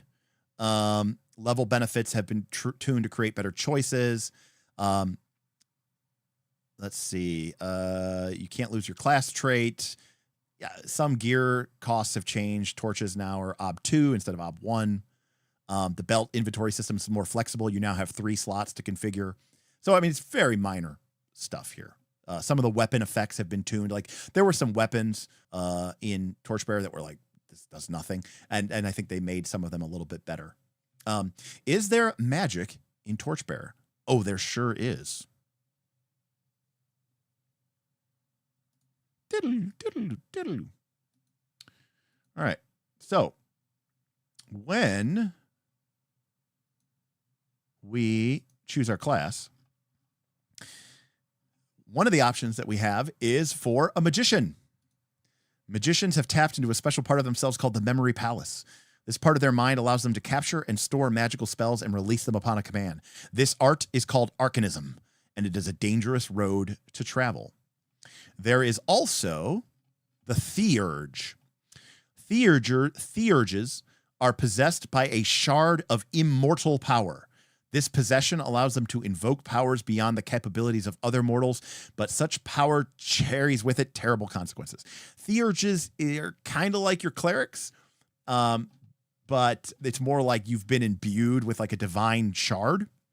And then magicians are, kind of your, wizards. So if we look at, we got starting armor. Magicians begin the game with a spell book that contains the spells they know. Masters tend to focus on particular schools of magic and teach their apprentices based on those focus. Roll on the table to determine your master's specialty and what they taught you. So you roll 2d6, and let's say we rolled a 6. Our master was a conjurer, and they've taught us conjuration. So we start with Aetheric Appendage, Demonic Stupefaction, and Weird Lights. And so those are the 3 spells that we start with. We could also start with Dreamercraft, lightness of being, and word of binding. And as I said before, there is, in the back of the book, there's a spell section here, so word of binding. With a sharp syllable uttered by the magician, invisible webs of ether, stronger than iron, bind portals and chests shut. This spell takes an existing binding materials and makes them supernaturally strong. Bonds, a door, a chest, a gate held by the word of binding cannot be opened by mundane means. Once bound, only the expiration of the spell, the destruction of the object, or the rhyme of opening or the sign of abrogation spells can break the spell. So in order to cast the spell, you have to have a focus, which is iron links in a chain. These are the difficulties to learn it, describe it into a book, what you need in order to cast it. You have to make an Arcanist check against obstacle value 3. The duration lasts 1 phase plus 1 phase for each success level that you get. There you go. So that's one of the spells you start with. They're much more sort of old school. This is basically kind of a combination of Hold Portal. And they're not super, super like crazy powerful, but there's other things that you can do. But yeah, they're spells. Absolutely, Anon. I mean, Crane's games, Burning Wheel was a huge impact on so many games. And Crane himself was a huge, influence to Harper, to Baker, to Sorensen, to all these people, right? So, pretty cool. Elder Goblin Games, random channel question. First time I ever caught your channel, you had like a round table with several others sitting with you. Do you still do that style? Well, Elder Goblin Games, we used to have a studio, and I paid, I'll be completely honest with you here, I paid more money per month for rent than I made from this YouTube channel. And now, luckily, as time has gone on, our Patreon helped us a lot. Eventually, our Patreon got to the point where our Patreon was so that I wasn't losing money. But I had a commercial retail space that I had rented, and I signed a 3-year lease, and we used to do our show from there. And I spent many thousands of dollars on cameras and lights and sets and tables and computer equipment and cables and microphones. And then I spent I probably spent close to 40 over the course of the 3 years that we were there. I probably spent close to $45,000 just on rent. It was about $15,000 a year for the rent, plus utilities, plus insurance. Point is, I spent a lot of money, of my own money, to be honest with you. The patrons helped crazily. It wouldn't even matter. And eventually, as we got near the end, we actually started to have a big enough patron. Because by the way, I only make like $100 a month from YouTube. I really do. I only make $100 a month from YouTube. All the rest of the money comes from tips, support, super chat, and of course my incredible Patreon. So that is the only reason this channel's still here. Anyways, our lease expired. My landlord wanted to raise my rent an incredible amount because when I got the place, it was during COVID, so like he couldn't give the places away. And so he gave it to me for quote unquote fairly cheap, even though it was over $1,000 a month. And then he wanted to basically like double it. And I was like, I can't keep losing money on this studio. So we ended the studio and I put it into storage. I didn't throw everything away. Some of the stuff got repurposed, but most of the big sets and tables are all in storage. I'm paying $100 a month for a storage locker to keep my storage because one day I want to get a house because I live in a small condo. I don't have room for it, but I wanted to buy a bigger house and set the studio back up and get Bob and get Smith and get Nick and get people back in here. Maybe have visitors come in from, we've had visitors in the studio before from patrons who were just in the area or passing through. It was so much fun. And quite frankly, Elder Goblin, it was also a lot easier for me. Now I do these channels basically by myself. And while Bob and Smith are still involved, they're obviously not as involved, and they've been pretty busy, so it works out well. But it's a lot easier when there's other people that I can share the load with and not always have to be the one talking. So that is what happened to that. It is a great tragedy, but also it was very impractical for us to keep it. So, yeah. Thaddeus says, they look pretty nice. Yeah, I'll be honest with you, Thaddeus, I don't have a ton of experience with spellcasting. I don't really remember too much of how it works. But yeah, it's pretty cool. Yeah. Hey, listen. Yeah. Well, again, and, the other thing too, Elder Goblin. One of the reasons that we really wanted the studio is because, look, I playing online affords me the capability to play with people from all over the world. We did a we did a Pathfinder 2 holiday game a couple years back. It was a Poppets versus Santa. It was a Poppets Christmas Carol, and all the characters we had 5 players. All of them were Poppets, and they were taking on Santa Claus. And I had Bob and Smith, 2 guys from my hometown, and then we also had Vin from Australia, Donnie from Texas, and Damien from Arizona. And so, we're playing with people from all over the United States, all over the world, and it was so cool to be able to get to do that. So playing online is awesome, and I get that. But for me and my friends, like playing in person has such an energy. I'm such a in-person GM, and one of the reasons we really wanted the studio was so that we could play in person. But it turns out people really only care about 5th edition and maybe a little bit about Pathfinder 2nd edition. So, when we do something that isn't Pathfinder 2nd edition, or we do something that isn't 5th edition D&D, if we play Torchbearer or Root or Dread or any of these crazy games, I mean, we are lucky if we get, a couple hundred views. And it's just it's a lot of work, to put this stuff out here. So, and we all have jobs, and Smith and Bob all have, they have wives and kids. At least I'm single. That's the only reason this channel still exists, by the way, is because the entire time that you have known me, no, the entire time? No, when the channel first started, I was still dating my girlfriend, but most of the time this channel has been around. Certainly once we started, quote unquote, becoming successful, I have been single and I've never had kids. So the only thing I have is my dogs. But if that wasn't the case, I think this channel would have had to go away. How's Smith doing now? Last time I watched, he was getting buried with the work. Yeah. So, Smith is too good. He's such an incredible worker, and his whole goal was in this new company to work his ass off and then take his paycheck and basically sit on a beach, and not have to do anything. But the new company took over. There was a lot of big changes, and they came to Smith and said, "Smith, you're the only one. Help us, Obi-Wan Kenobi. Help us, Obi-Wan Smith. You're our only hope." And they needed his expertise. They needed his leadership. They gave him more responsibilities, and he understood that I don't think Smith is doing it for himself. I think he's okay. He's pretty well set. I think he understands that if he needs to do it to keep his department together from falling apart, he doesn't want his people who work underneath him, which includes me. I don't work directly for Smith. I work under Smith, though. I work in his department. He didn't want us to sort of be fed to the wolves. So I think a lot of him, it's him taking body blows for the people at work that he has worked with for a long time. I've only come to this company in the last couple of years. So, but there are people who've been working with him for over 10 years. So, yeah. But he's doing okay. He's I don't get to see him as much as I'd like to, but I'm hoping that changes. And I really hope in 2025 that I get to play games with him much more often. Oh, absolutely. Smith is. I mean, he's been my rock. He's been my go-to guy for over 30 years.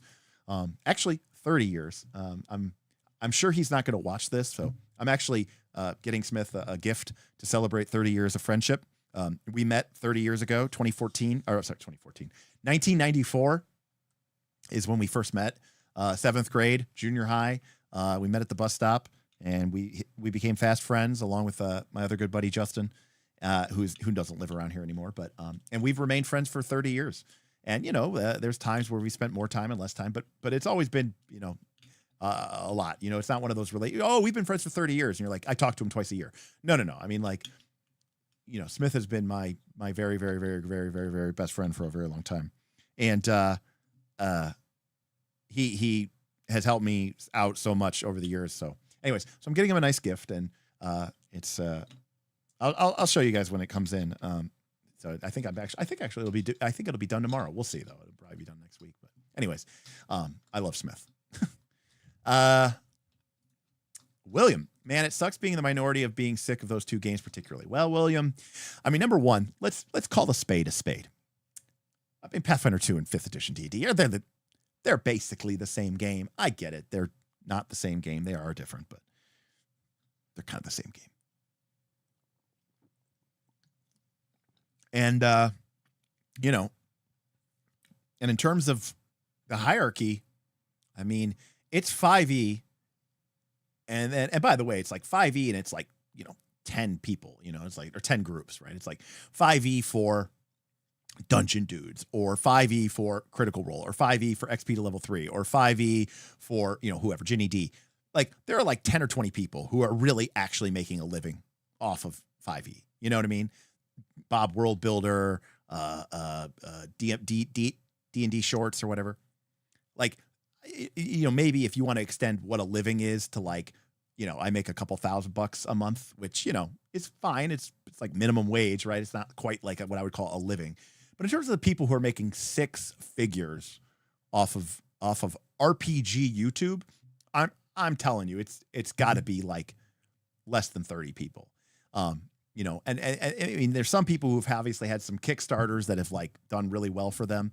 And that is something to consider. There are some people who don't necessarily have a huge, money-making machine, but they were able to do a Kickstarter. But even when you see these Kickstarters, you're like, oh man, me, myself, and Die, Trevor, he just did a $500,000 Kickstarter. Okay, well, Kickstarter is going to take 5 or 10%. There was marketing that he had to pay for that usually comes out of whatever you make. Then he's got to print the books. Then he's got to ship the books, which is great. It's awesome. He's got his book out there. But I mean, then he's got to pay for the art. He's got to pay any designers or anybody else that he's got working on the book with him. When all's said and done, he's going to be lucky if he ends up making, a couple, I mean, maybe he'll make $50,000. Maybe he'll make $80,000, which is awesome that you could get your book out. And by the way, because the number, this Kickstarter was huge. It had like 1,000 backers. I backed it, by the way. So I'm not even like talking out of my ass here. Broken Empires Kickstarter. Yeah, I backed it. I backed it at like the $120 level. So I get the full, okay. So yeah, okay, 4,000. Okay, 4,000. It's not bad. Now, some of those people are probably not getting a book. Some of those people are probably just getting a digital thing. But I mean, 4,000 is an unbelievable number for an independent publisher to put the game into the hands of 4,000 people. But in the grand scheme of things, 4,000 people across the entire world, it's like almost practically no one. So, the fact that you might be able to potentially make $50, $60, $70, $80, $90,000 getting your game into the hands of just 4,000 people is awesome. But, it's hard to make a living off of that,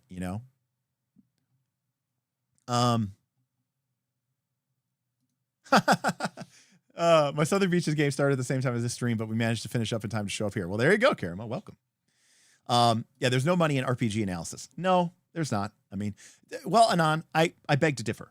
Because, it's like, it's in theory, it's like the way that news is supposed to work, right? Like there was a time when you paid for news, right? You bought the newspaper, and that money that you were paying to that paper enabled them to go and do the analysis and do the stories and do the research, right? And print news. Then the model changed, right? Because news was now on the networks, and it became about commercials, and you didn't pay anything, except you're paying with your time. And then that changed what the news was about. So that's when the news became biased, and the news suddenly had ulterior motives, right? Which was to, get people to watch them. Well, for me, right, there are enough people out there who say, I like what this guy's doing. I like what the Knights are talking about. I like the games. I like the systems. I like the in-depth looks. I'm willing to pay $3 or $5 or $10 or $50 or $100 a month, as some of my patrons do, because I want to support this content. I want to give a tip because I like this. I want to show Derek. I want to show Bob. I want to show Smith that what they're doing, playing this game, talking about this system, doing this topic, having a roundtable about this idea is valuable to me. And I want to, vote with my wallet, So while I'm not able to, obviously I'm obviously I'm still working, my full-time job. I haven't quit my job. I don't think I ever will be able to. The fact is that, there was a time and a place where, I've been able to, give thousands of dollars to my friends who, chip in and help out around here, sometimes majorly. I've been able to, sure, most of it's in storage, but I was able to build up a cool studio and I have all sorts of equipment, most of it not doing anything right now, admittedly. But, a lot of that I was paid with out of my pocket, but a lot of it also was paid for with patrons. And now we don't have a studio and, our tips and super chats are much lower, I will admit, than they used to be. When we used to do our Pathfinder 2 games, we might get $200, $300 in tips in a game. People get really excited about that. And, you can see tonight, we only have $3. I'm not mad about that, by the way. I'm not complaining about that. It is what it is. And, the goals tonight are just trick or treat. We had a great day Tuesday. Tuesday, I made over $100. That's awesome, right? $100 to talk about RPGs with my friends for a couple hours, right? To get some great conversations, to meet people from across the internet. That's awesome. So, people support us, and that's what enables us to do it. So while there's no money in terms of I can't make a living off of it, all things considered, I'm very happy with the community that I built. Well, that's important. That's important to be here. Shadram, I got my copy of War of the Mortals last week and immediately decided I was done with PF2. I've got enough of it now. I'll still play, but I have no interest in the direction they chose. Well, Shadram, I'm interested to take a look. So we did have a tip goal on Tuesday, which is I'm going to take a look at War of the Mortals. And I have gone on record as saying I loved the Mythic Adventures supplement for Pathfinder 1. So I'm really interested to see. We could look at the classes of Animus and the Exemplar, but I really want to dig into their Mythic rules. And I want to basically see, are they actually doing something that excites me, right? Pathfinder 2 and I are in a weird, we're in a weird spot. It's not Pathfinder 2's fault. It's just that, Pathfinder 2 came out in 2019 and we started playing it in 2019. And then I started playing it on this channel in 2020. And then we played it through 2020, through 2021, into 2022. And then in 2022, we ended that campaign and we started playing Quest for the Frozen Flame. Okay. And that only went for 4 months or 5 months. But while that was happening, I was also running an Abomination Vaults campaign for my players. Then when that Abomination Vaults campaign ended, we played in a campaign of Pathfinder 2 from Smith. Actually, we played several campaigns of Smith. We played the 1, 2, and then we played a Dark of Winter campaign. The first two didn't last that long because my character died and everybody died. So we kind of reset. But then we played Dark of Winter and we went all the way to 20. Then I brought back Abomination Vaults because we had never finished it. And then we played it again, this time in person, but first time we were playing on Foundry. And then we beat Abomination Vaults. So I have played a lot of Pathfinder 2 over the last, I did not play Pathfinder 2 this year, 2024. I did not play Pathfinder 2, but 2019, 2020, 2021, 2022, 2023 was so much Pathfinder 2.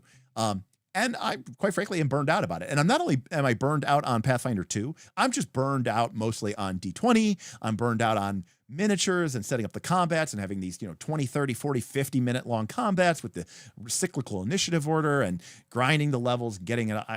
That part has just completely. And again, at the end of the day, I still love that. I just did a stream not that long ago, right? Gushing about how much I love, 3rd edition D&D. I love 3rd edition D&D, right? But, and in my heart of hearts, I know I would have fun time playing it. But when I think about sitting down to, gain feats and levels and stuff like that, I'm just like, oh, it's just, it just seems like a chore. Especially because nowadays it is very, it's very, if I was playing weekly, if I had the group getting together every week, and I mean 45 weeks out of the year, right? Maybe there's only 7, maybe there's only 8 weeks of the year that we don't get together. The other 44 we do. And we're playing for 4 or 5 hours. And people are, we're not bullshitting for an hour and everybody's shooting the shit, catching up with each other. How's the wife? How's the kids? How's the job? Right? Did you see the game?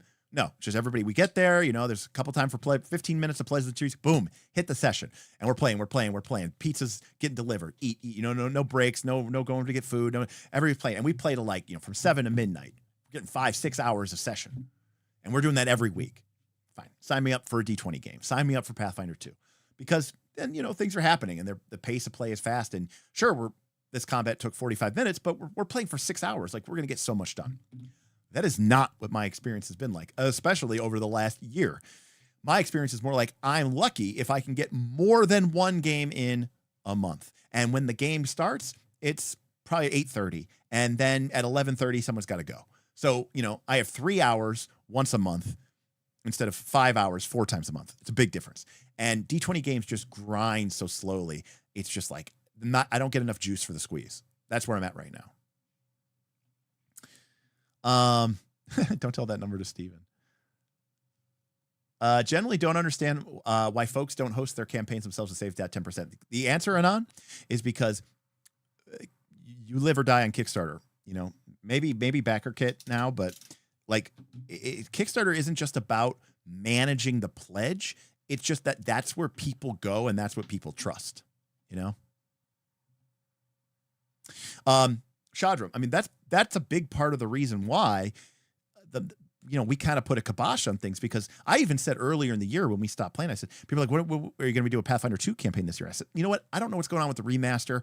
The game feels like it's sort of in limbo because half the books have been re-released and the other half we're waiting on. And like, we had to wait for the new Bestiary, or Monster Core. We had to wait for the new GM Core. We had to wait for Player Core 2. And then you had new classes coming out, but it was like, is this updating or what's going on? And I agree with you. That did take it took the wind out of the sails of a lot of PF2 games. Actually, I think your group is on a free league kick now. Well, we just finished up our Forbidden Lands campaign. So, and I will say too, Shadram, that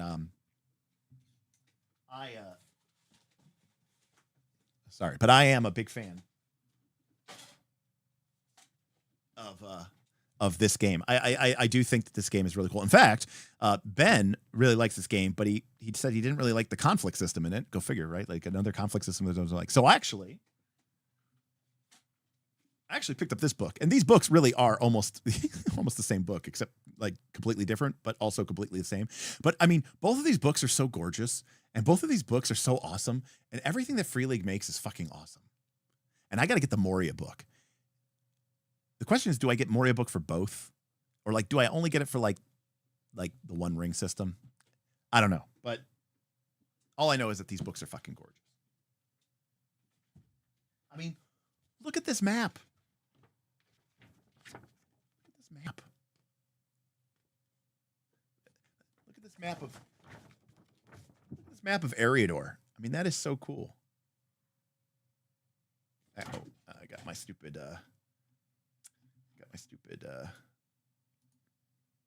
chroma key on, so you guys can't see. Here we go.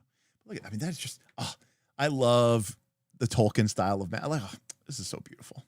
This just makes me want to play this game so badly.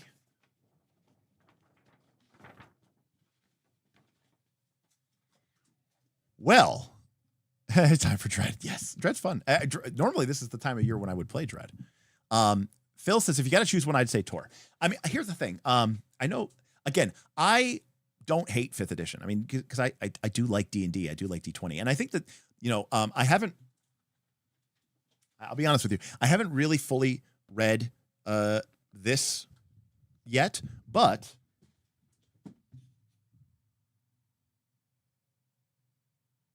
I don't remember what it's called. Oh, here it is. I did read this, right? So this is when Cubicle 7 produced it, right? So this is Adventures in Middle Earth, 1st edition, but for 5e. And then this is 5e Lord of the Rings, 2nd edition for 5e, but from Free League. Anyways, these are basically the same game, just kind of cleaned up a little bit. But anyways, I liked what they did in this game with the shadow and with the stuff and the different classes. Like it felt different to me than 5e. So part of me likes the idea of just this because everybody knows how to play this, right? Like Strength, Dex, Con, like everybody knows how to play 5e, right? So and like I can get a lot of the same like Lord of the Rings crunchy. But I do love the structure of this game and this book. Anyways, I cannot understate how much I love Tolkien.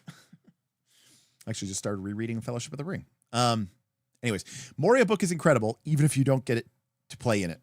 Well, Shadram, the reason, actually, kind of, that I wanted to pick up the Moria book is I'm trying to figure out if there's a way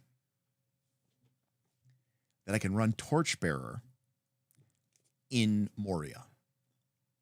I don't know if it'll work exactly or if I'd have to just like be inspired by Moria, but one of the things I really love the idea of is like, and there's this whole thing where they talk about like mega dungeons aren't really actually good to do in Torchbearer because it's like, you know, you can't just like fight 18 things and go through 25 rooms like you could in D&D. That would like grind you to pieces. But I have an idea about how I would handle that. And basically I would use abstract things. Instead of going to a room, you would be going to a region, right, of the city, of the dungeon. And it would be a lot more abstract. Have you done a stream on the One Ring? I have not. I'm prepping our campaign. They're doing session 0 in a week. No, I have not. I have not talked about the One Ring on the stream yet. I mean, we may have brought it up a couple of times, but overall, I mean, I think it's great. You know, I know that some of I think Ben from the Patreon, he had a problem, I think, with the fighting rules in this game. You know, like the back rank, the front rank, or whatever. I don't think he liked that. And I also think while he liked the travel phase, he thought that like the whole like drawing your map thing was like way too cumbersome. I could be putting words in his mouth and I don't want to, but I'm trying to remember when he did his thoughts or his looks. But overall, I think it's a pretty sweet game. And oh my God, the art just is so good. Like, I love this. I mean, this is just classic like Free League style art, and it's just so fantastic. Thadia says, the drawing of the map was the worst part of traveling for me. Okay, fair enough. And Phil says, yeah, the combat system is a little cumbersome, and I've hacked it a bit for my table. Okay, so, you know, all right. So, you know, maybe I did get Ben's thoughts correct, and it does seem like there is some, you know, there is some to that. I just have to do the GM mat and give it to my players. Last thing I'll say before we go in. This is the kind of game that Torchbearer is, because it's funny because we're just talking about this. So to kind of highlight the way that the game works. All right, I'm gonna hop back over to my PDF browser. Okay, so one of the skills on our character sheet, right? One of the skills on our character sheet, we saw it before. Maybe we didn't. Here we go. Okay. One of the skills on our character sheet is cartographer, right? So we have the cartographer skill, right? I have a 4 cartographer. Sweet. You know, I get to roll 3 dice. Okay. So what does that mean? Well, it is used as follows. Cartographer. This is the cartographer skill. Cartographers create and interpret maps.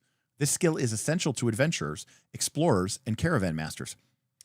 Cartographer is used to navigate safely through known areas without needless danger or wasted time. During the game, log the locations and features you have visited while exploring. Then, so think of it as like, you know, like just maybe like a log or just like a really quick, you know, point crawl. Then test cartographer to synthesize these notes into an accurate map.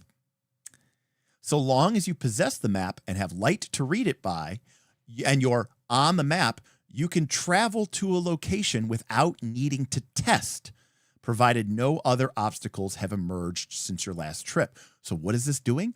It allows you to just basically say, look, I'm just going to, you know, say, yeah, we got here, make a point crawl. But then if you pass the cartographer check, you turn that point crawl into fast travel, right? Because now, as long as you're on the map and you have it and you've successfully passed the cartographer check, that point crawl literally becomes now fast travel. And now you can travel to that location without needing to test. Otherwise, you need to make tests when you're traveling around, and those tests can cause problems. Those tests can tick the grind and make your, you know, your hunger and anger and afraid tick up and torches burn out. Okay. And additionally, so the difficulty of making a map depends on that's what are called factors.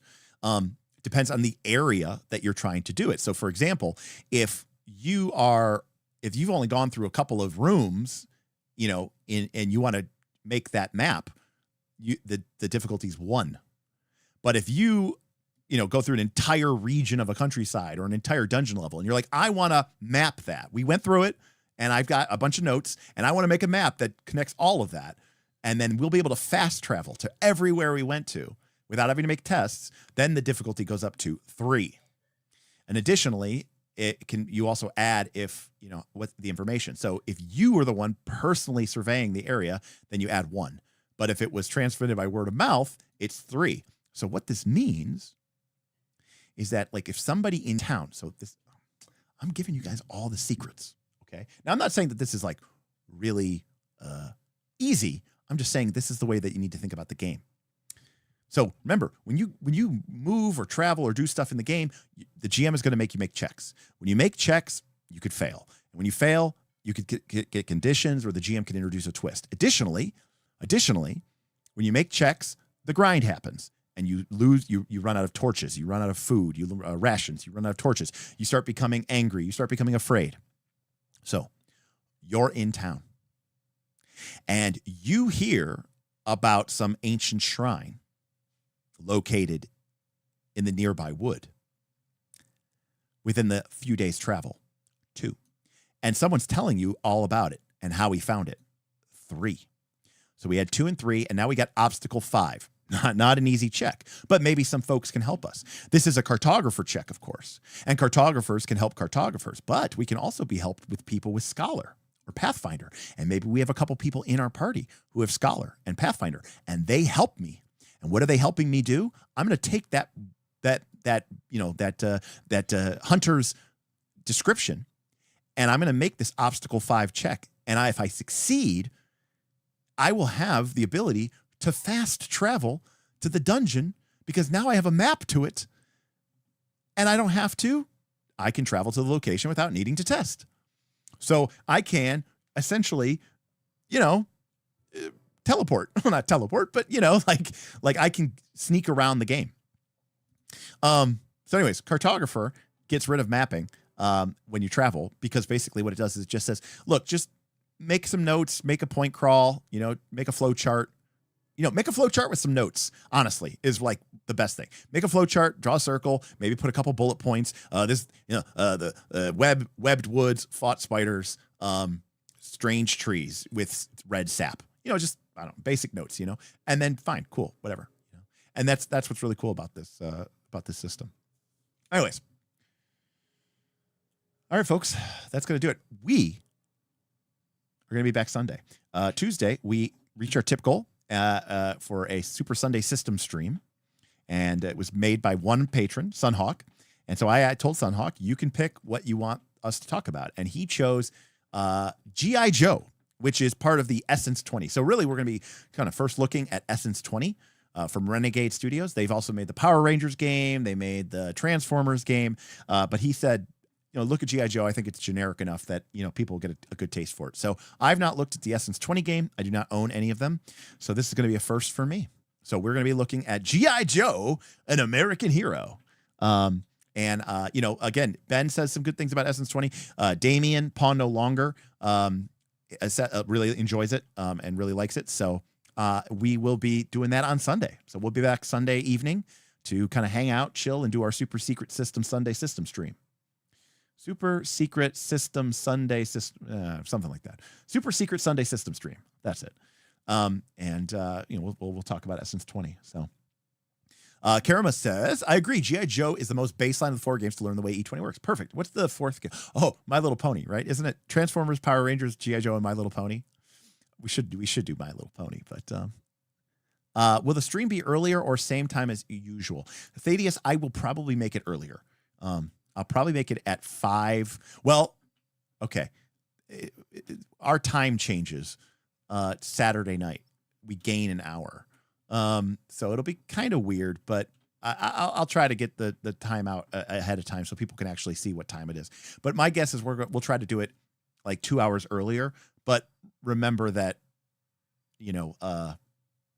the U.S. also has a time change Saturday night. So I don't know how that might be only 1 hour earlier, or maybe it'll be 3. I don't know. Something crazy.